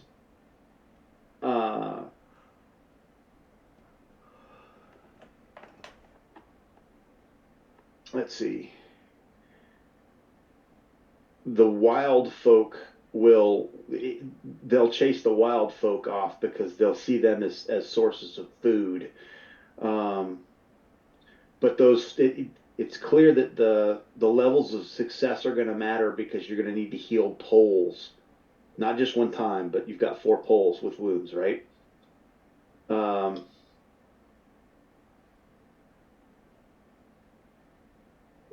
think. Hang on.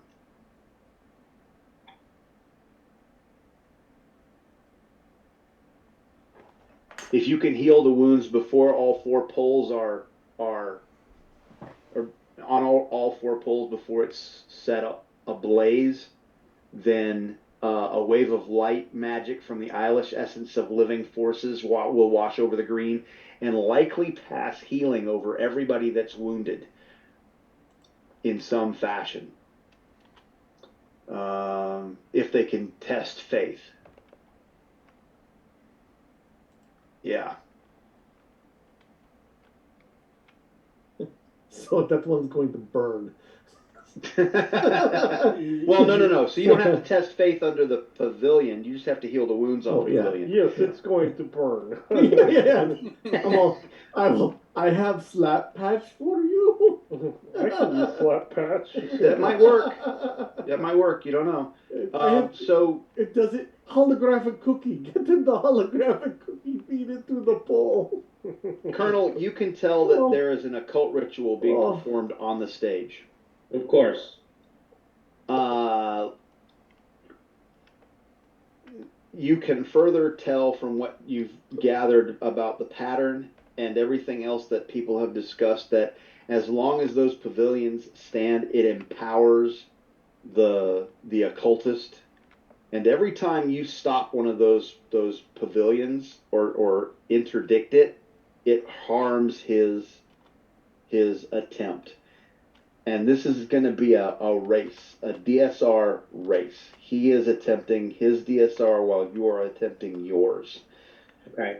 And the first one, and I don't mean you, I know what you mean. heroes. And you plural. Yeah. If you accomplish D before he accomplishes D, you will stop his ritual. You may not stop what's going on in the green, but you'll stop his ritual. If he gets to D first, he's going to finish whatever he's doing, and that's going to be the end of that. Okay. Step A, somebody's going to have to oppose that occultist, either a mage or an occultist using scholar. I'll probably sign up for that. But Yeah. I'd like to ask, since similar to what Robert had said, of he's getting tired since I am too. If Sure. you go over any more of the details, I don't know that we're going to remember them before next week, and we will just have to go over them again. Yeah. Do you want to know the steps, or do you want me to just hold off and do it next week? I'd rather hold off because I'm not going to remember. I'm like him. Okay. Right? Well, I'm not going to be here next week, so I'll stay on for an extra second, Mark, and I'll just tell you which Thaddeus would sign up for and what my plan would be, so that you. But. And you do get some special abilities that based on the tokens that you're carrying. They will allow you to do things and grant you powers and abilities during the combat as well. That since we're holding off, we'll. It's good. Yeah. This one's going to be, I think, like half a regular session. Oh yeah, no. This is like I said. This is the culmination of all the other pieces, and all the pieces were to figure out what came together. Yeah. In the final battle. Like I said, it's freaking complicated. Man, if we only knew who wrote it. I did this to myself.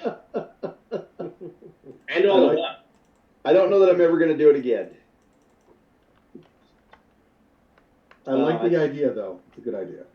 Yeah. It's like it's one of those things where you're like, that was fun to do once.